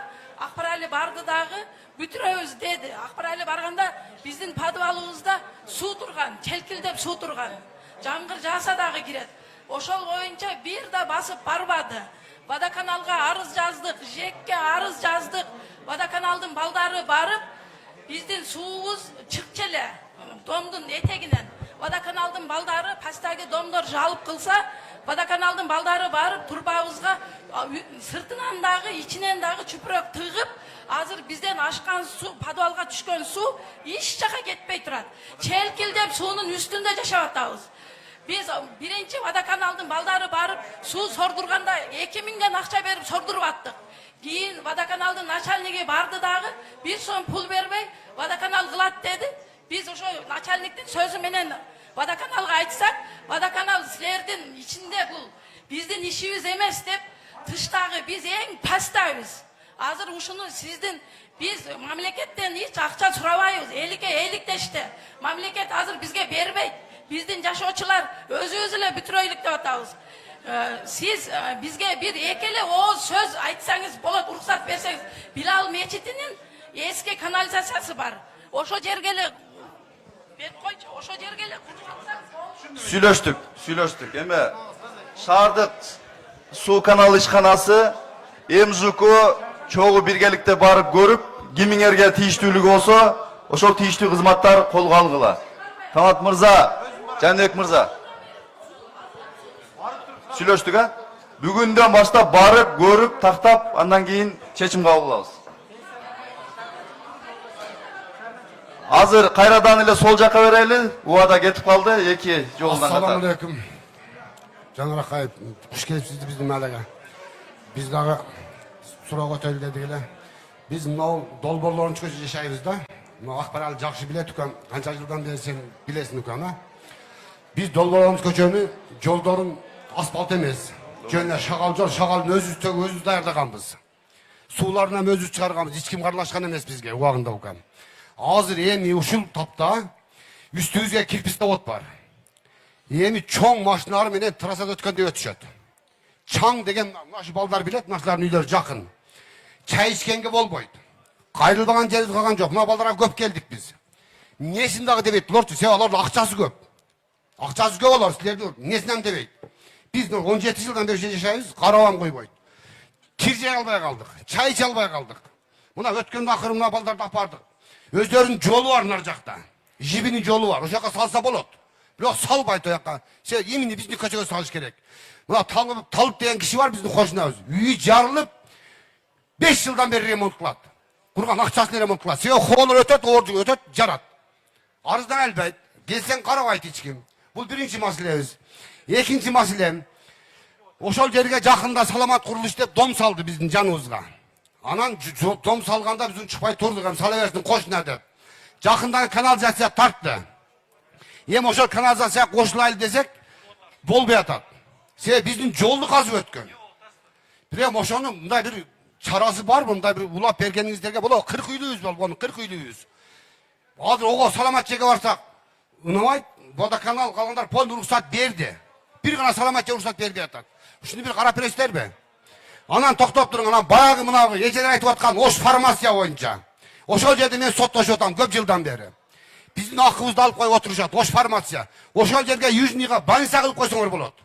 Өте сонун, ошоға лайыктуу жер. Bir поликлиника келіп қойсақ болады. Таза ауа, чеке жер, сонун жер.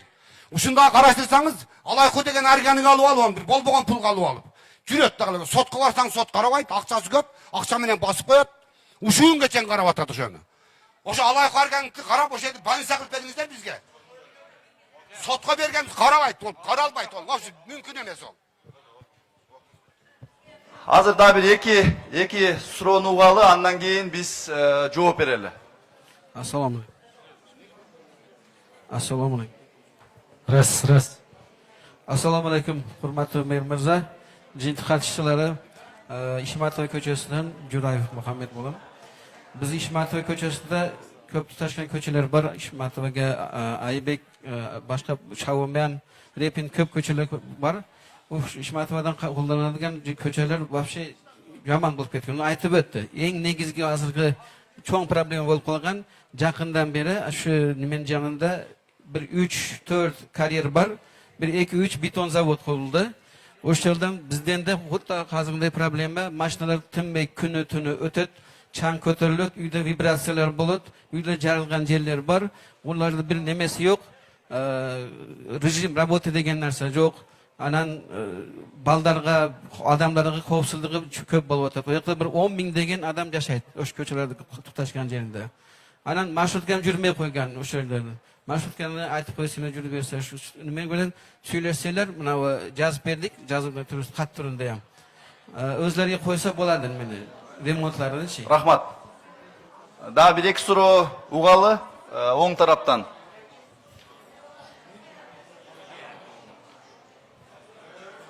Assalomu alaykum. Jannar ukamday, densoqingiz yaxshi ekan.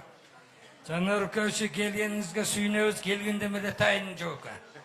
Deyli tayin yo'q. Alay bizda yashaymiz. Anashib Mametsa. Kattoringa artsak buna deb giyirmaydi ekan. Qatsasak, anan giyiram olsa yo'q de. Mikrofonu yaqinroq alsangiz. Jannar uka, biz ham alay bizda yashaymiz, bizning yo'l o'ta nachar. Pamirdan bekari. Suv yo'q. Yolda görsen sen taygılan maşinan dirasalba gözün dirasalbaysın. Yolda bir qarab çeçip berip koybaysın uka. Yemeği uka жақшылığını da aytayın, jamandığını da aytmasa olbay aldı uka. Bundayda sen kattık boşun gereken. Senin üstünde taşıyıt adam gereken. Taşıyıt adam gereken. O doktor ve barın anta tenter kırıp, hey kança yıldı mı? 40 yıldan beri jasalban yol var oңдоп koydu beçere. Sağa da sal tankırat çok beyim ha? Tankırat alçı canına. Canın da öyle tazıla, hiç istemeydi. İstegenin görmedin. Hoş nöl. Oldu. Hoş nöl. Rahmat ava. Sol tarafqa vereli. Alo. Ras. Jandırıp koyçi. Ras. Bir, salamu aleyküm, hoş geldiniz şu жиынның қатысушылары. Мен Алай bir Подъемная көшесінің тұрғыны Еркин Қалыбаев, селой каналда жашаймын. Жанар мырза, сіз бірінші жолы Ошқа келгеніңізде, көшелерді қыдырғанда біздің каналға келгенсіз. Ақбура дариясын тазалап бүткенден сіздерден баштаймыз дегенсіз. Алтынбек мырза айтып кетті, біздікі 2024 жылдан бері 2 мер келіп кетті. Қаралбай, канал, ұзыны 500 метр болгону. Ошону канал куруп берсиңиздер. Bir ayda үйдө түнөбөй жүргөнбүз 2020-да. Алтынбек менен Акбар билет. Бирөөнүн үйүнө түнөп жүргөнбүз. Сизден суралыш, Подъемный көчөсүнүн атынан мен келдим. Карап берсеңиз. Рахмат.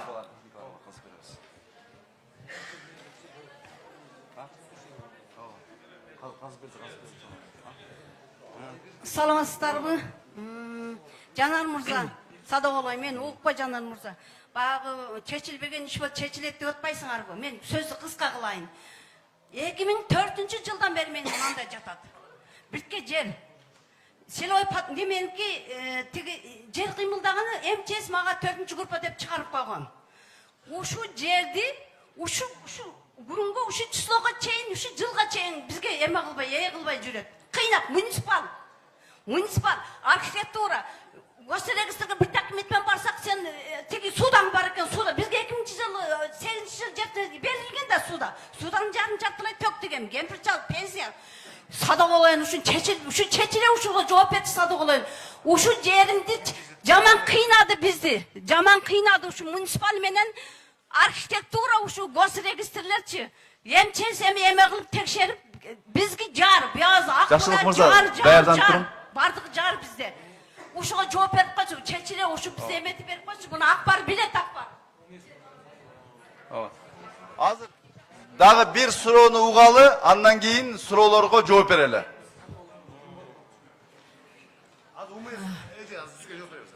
Ассаламу алейкум, рахматуллахи ва баракатух. Мен Кеңшай конушунун турууну Камбаралиева Гүлжанмын.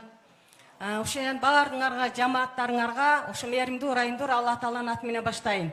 Кеңсайга биз өткөндө келет деп сизди күтүп таң атпай канча адамдар келди келе барбадыңыз, Акбар али барып биздин көңүлүбүздү алып, сиздерди айтып барам кете бериңиздер деп бизди жабылкатып жөнөттү.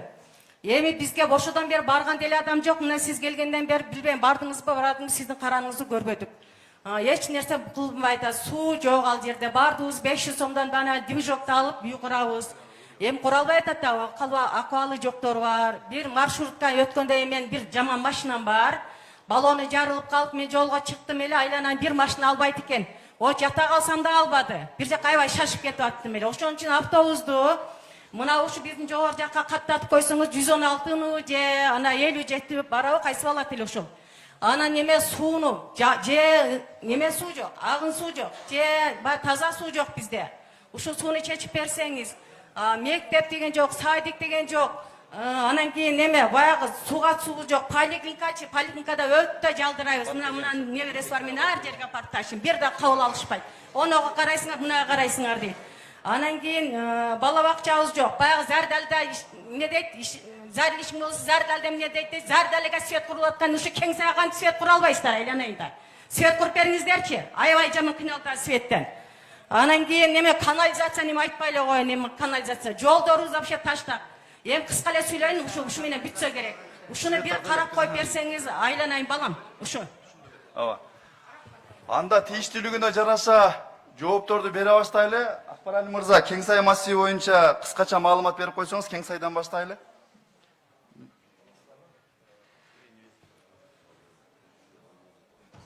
Кеңсай массиви боюнча былтыркы жылы Кеңсай массивине таза суу тартылып барган жогору жакка чейин. Андан кийинки ошол эң негизги проблема электр энергия болчу.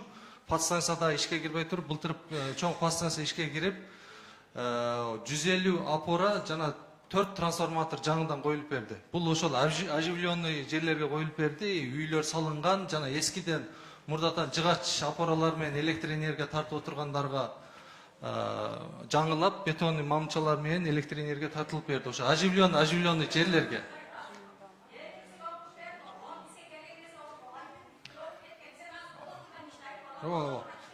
Эже сабыр кылалы, мүмкүнчүлүк берели. Быйыл кандай пландар Кеңсай боюнча ошону айтып берсин. Биз жаңы мамчаларга заявка бергенбиз. Ошол азыр уместный даярдалып атат. Ошо жаңы мамчалар келсе, ошол быйыл дагы ошо муктаждыкка жараша жаңы опораларды коюп тартып беребиз Кеңсай конуш. Кеңсай конушуна канча быйыл тартыла турган?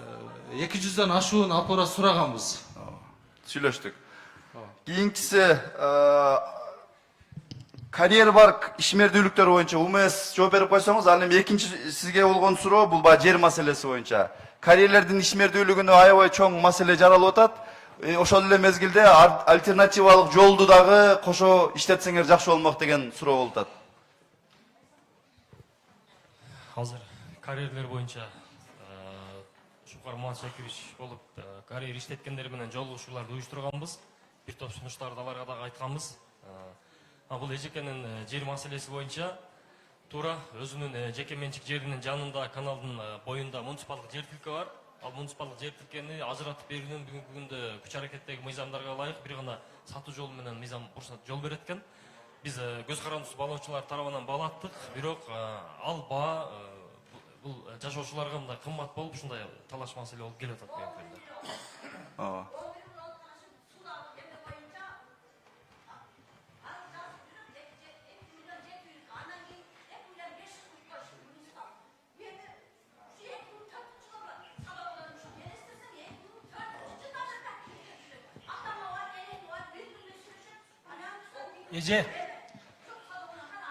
Эже, мени караң. Эжеке. Мени караң, анда эгер түшүнүктүү УМС муниципалдык жер болсо, сизге менчикке бере албайбыз да, сатканга акчаңыз жетпесе анда аренда алыңыз, аренда алып иштетиңиз.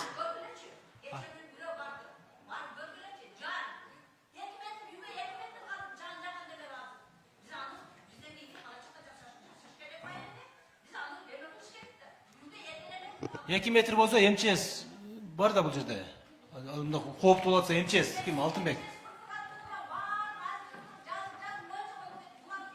Шукар мырза, бир жеринде тийиштүү кызматтар көрүшсүн, андан кийин бир чечим кабыл алалы. Эжеке, азыр Эжеке, жанагы эгер жерди сатып ала турган болсоңуз, бөлүп мындай бир 5-6 айга чейин кварталыңызга бөлүп берсек болот. Бирок эгер акчаңыз жетпесе сатып алганга, анда аренда калсаңыз болот да.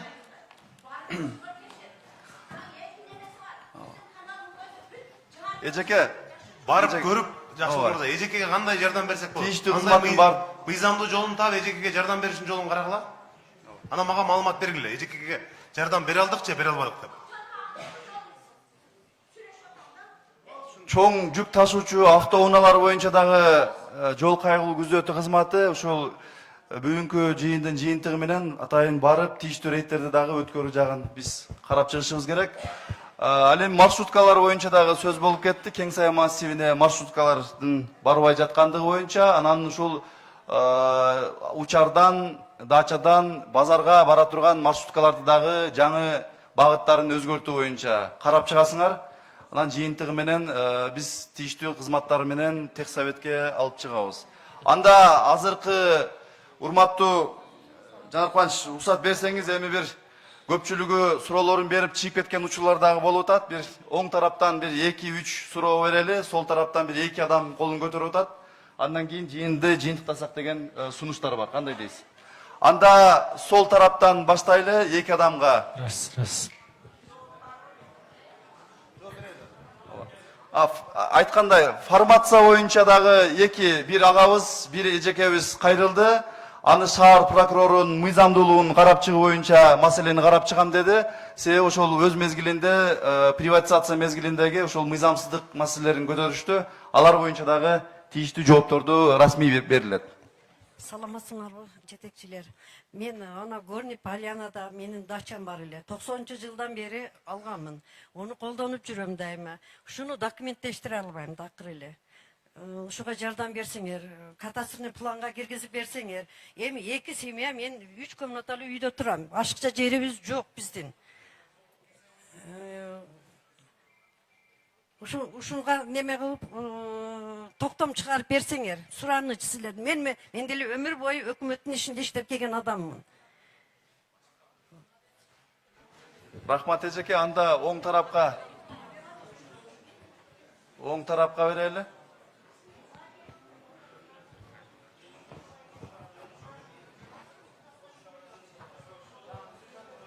Микрофон жандырып койсоңор.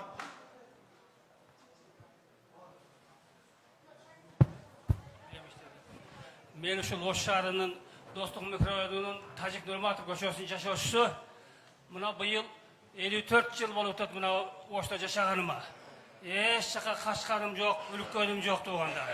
Жанар эми сага каалоом укам, ишиңе ийгилик болсун. Анан жанагыл ешип жүргөн досторуңа этият бол. Достор эмне болуп атат, аны өзүң көрүп атасың иним. Ушулар сени сатып кетпесин. Маселе мынандай. Маселе мынау жерде поликлиника бар. Ушу мынау Южныйдагылардын баардыгы ошол жерге барат. Мынау Достук микрорайонунун жарым ушул жака чыгат, бирок автобус жок.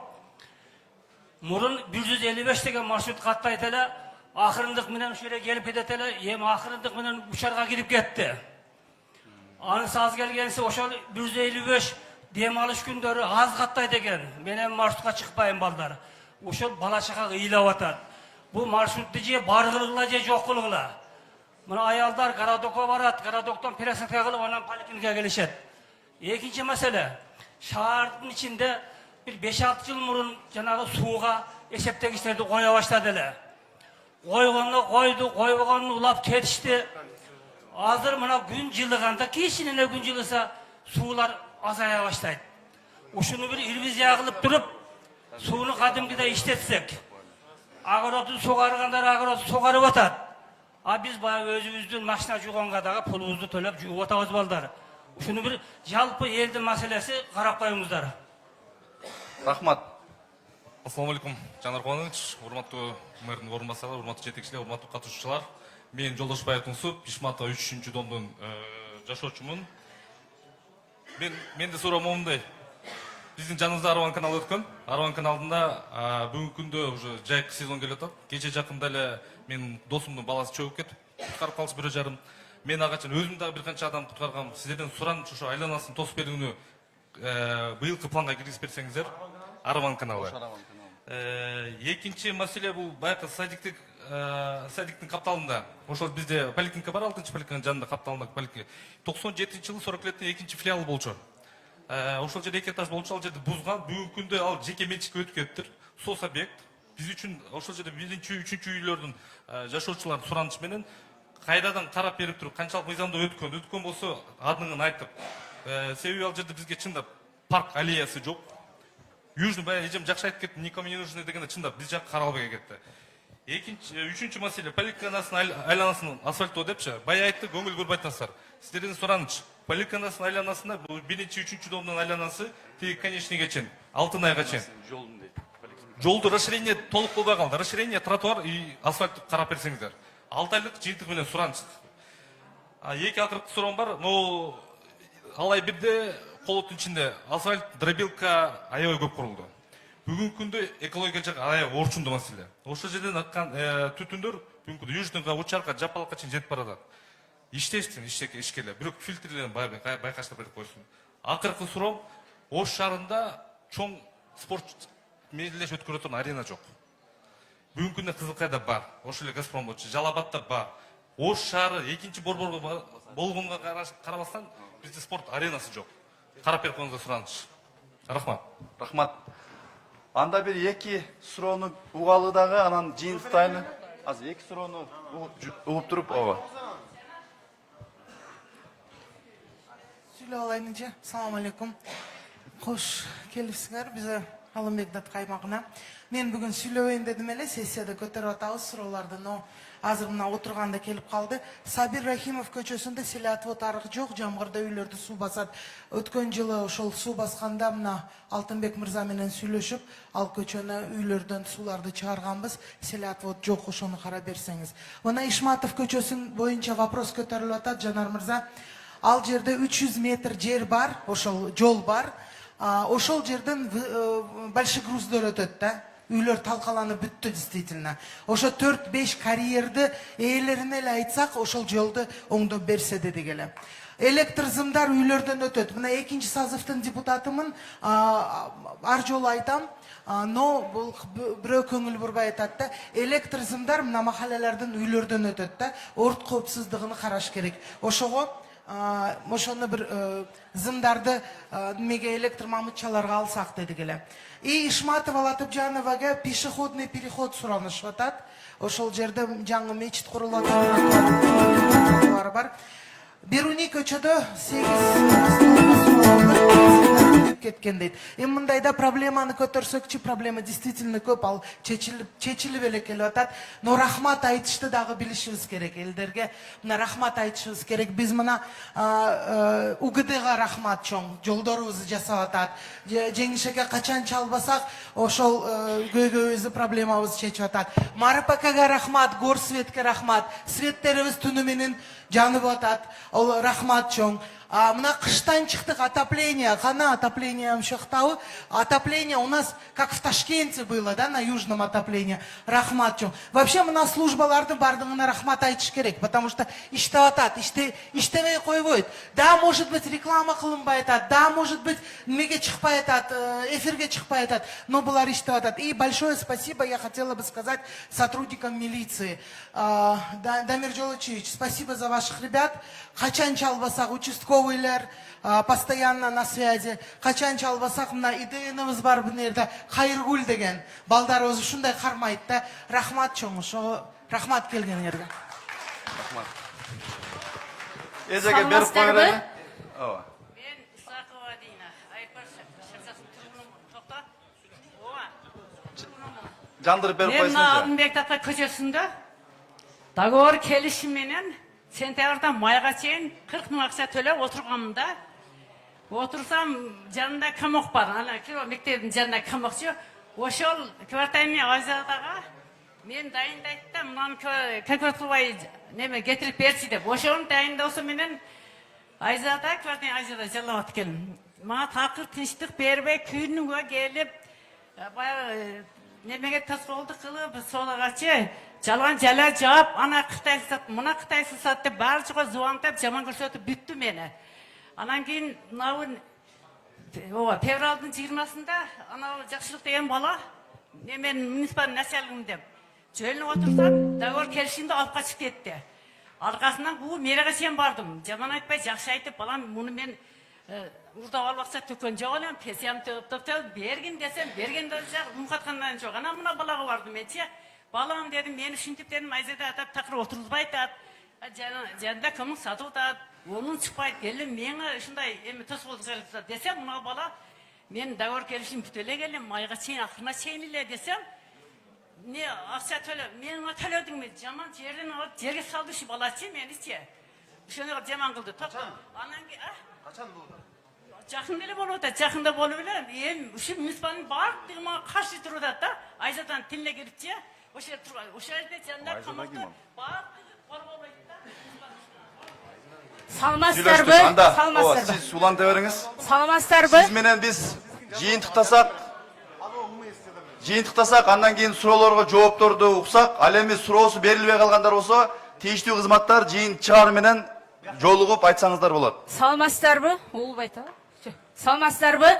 Мен дача көйгөйүнөн келдим. Мына суу маселесин вообще толук канды жооп ала албадык. Чындап 10 жылдан бери суу маселеси менен келебиз, вообще жооп ала албадык. Анан мына Онадырдан эмнебиз кем? Дачачы чындап эле суу чыгып жап-жашыл болуп турат.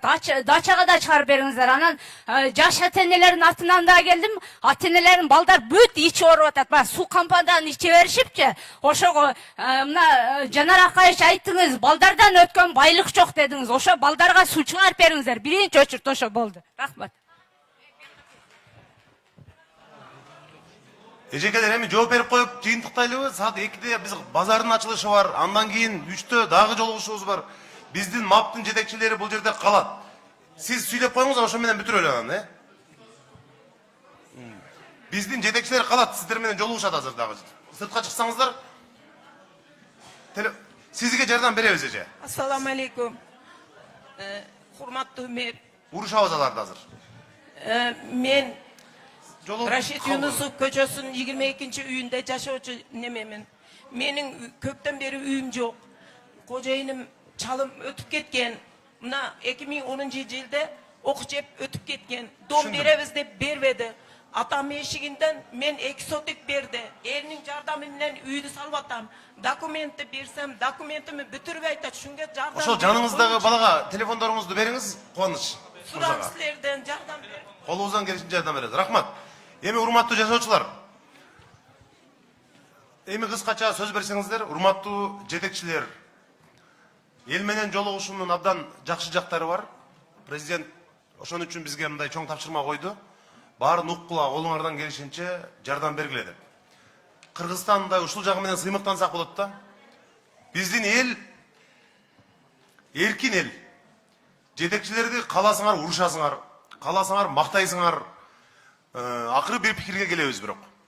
Биздин мына кошуна өлкөлөрдөн башка жактарды карап көргүлө. Жетекчилер менен, президенти менен, эл менен болгон жолугушуу кандай деңгээлде деп. Бизде Кудайга шүгүр. Бирөөңөр жанар сен жакшы боласың, жакшы атасың деп мактап атасыңар. Бирөөңөр болсо сен келгенден бери иш токтоп калды, нөл. Каякта карап отурасың деп, акем мени урушуп атат. Мунун бардыгы нормалдуу көрүнүш. Эл менен жетекчилер ушул элдин, силердин төккөн салыгыңардан айлык алып, силерге мындай кызмат кылышыбыз керек. Ал жагынан алганда силер мындай капа болот, сын пикир айтсак деп ойлобоңуздар. Эми албетте кемчилик дагы бар, артыкчылык дагы бар. Бирок мына МАПтын жетекчилерине мен айтат элем, ошо эл менен 4-5 күн жолугушкандан кийин биз бир чечимдерди кабыл алабыз. Ким эл менен жакшы деп атат, ким жакшы дебей атат, анын баарын көрөбүз. Алай 1, алай 2 боюнча абдан көп суроо болду. Чындыгында баягы кыргызча айтканда мышык ыйлай турган абалдагы эле абал. Биз баргандан кийин мына МЧС өкүлү Алтынбек мырзага МАПтын жетекчилиги менен биз чогулуп сүйлөшүп, алай 1, алай 2ге жакшы жардам беребиз деп биз атайын жыйын курганбыз. Бирок мен ойлогондой болбоптур. Иш тилекке каршы мындай өтө жакшы кетпептир. Алай 1 менен алай 2нин азыркы эжекебиз айткан дача ушул маселелерди бардык жетекчилер колго алыңыздар. Кайрадан жолугушуп, кайрадан арыз арман болбосун, күчүбүздүн барынча биз жардам беребиз. Аллеялар боюнча мына Күркар Исамова эжебиз айткан маселелер боюнча, ана мына Кеңсай боюнча 2 жолу бардык. Биздин эл дагы кээде мындай бир эме да. 2 жолу бардык. Жыйын өткөрдүк, жолугушууларды жасадык. Суроо берип коюп өзү кетип калды. Мен да жооп берип коеюн дегем, мындай жакшынакай кылып, Кеңсайга эмнелерди кылып атабыз деп. Майлы эми, кийинкилерде жооп беребиз. Атабаев боюнча, урматтуу туугандар, биз 50 чакырымдан ашуун жол жасайбыз азыр. Президентибиз өзүнүн турукташтыруу фондунан миллиард сом бөлүп берди азыр. Ушу Оштун көчөлөрүн жакшынакай кылып жаркыратып жасагыла, шаарга жардам бергиле деп туруп. Бизге дагы колдоо бар. Акем айтып атпайбы, сага домкрат керек деп. Домкрат бул мыйзам. Биз мындан ары түшүнүк менен эмес, мыйзам менен жашашыбыз керек. Эгер түшүнүк менен жашасак, анда бул хаос. Ошондуктан биз бардыгын бир аз кечирээк болсо дагы мыйзамдын чегинде кылалы деп атабыз. Мындай өтө шашпастан, бирок ошол эле убакта ыкчамдык бар, контролду алабыз, сиздин сын пикириңизди эске алабыз. Дагы бир жолу айтып коеюн, домкрат бул мыйзам. Мыйзам менен гана иштейбиз, бирок бардыгын сиз айткандай оперативдүү ыкчам ишке ашырабыз. 4 эстакадалык мост башталат. Евразия банкынан 19 миллион доллар каражат алып атабыз азыр. Жаңы базарга келе турган жолду. Бир эле учурда 17 мектептин курулушу болот шаарда. Бала бакча, спорт комплекстерди айтпай эле коеюн. Сиз айткан жанагы арена боюнча бизде абдан жакшы планыбыз бар. Каржы министрлиги менен сүйлөшүүлөр болуп атат. 5000 орундуу жаштарга спорт аренасын, маданият иш-чараларын өткөрүп турабыз, маданий иш-чараларды. Ал дагы башталат. Кудай буйруса, мына бизге эми азыр 3 ай болуп отурат. Жыйынтыктардын баарын сезесиздер. Эл менен жакын болуп иштешип, чечилбеген маселелер боюнча кайра көзөмөлгө алабыз. Азыркы айткан жерлер боюнча көбүрөөк өзүбүз дагы барып кыдырабыз. Мүмкүн болушунча сиздер айткан маселени биздин оюбуз эле ушул. Чынын айтсак, бюджетте акча болсо мындай баарыңарга гана жардам бергибиз келет. Баарыңарды эле жолду жасап, газды киргизип, мектеп, жол, бала бакча баарын эле мындай бир күндө чечкибиз келет биз деле. Бирок жанагы бюджетке карап аракет кылып атабыз, демөөчүлөрдү таап атабыз. Колдон келишинче ушу Ош шаарыбызга жакшы мүмкүнчүлүк түзүп, бир коопсуз, жакшы шаар кылалы деген мындай аракетибизди максималдуу улантабыз. Бизде бүгүндөн баштап жолугушуулар башталды. Эгерде сиздер айткан суроодон жыйынтык чыкпаса, мага айтасыздар кайра. Биз айткан боюнча калып калды го, эмнеге мындай болду десеңер, биз кайра мындай жооптуу адамдарды мындай жазалайбыз. Ошондуктан биз эми кабыл алып атабыз, эми эртеден кечке кабыл алып атабыз, өзүбүз дагы келип кыдырабыз. Мына органдар, күч органдары бардыгы жазып алды. Айткан маселеңиздердин бардыгын максималдуу түрдө тез, адилеттүү мыйзам чегинде чечкенге жан үрөйбүз эжекелер, Рахмат чоң. Жақсы келіңіз. Бардыңыздарга чоң рахмат. Айрым суроосу жетпей калгандар болсо тийиштүү кызматтарга кайрылсаңыздар болот. Баарыңыздарга рахмат.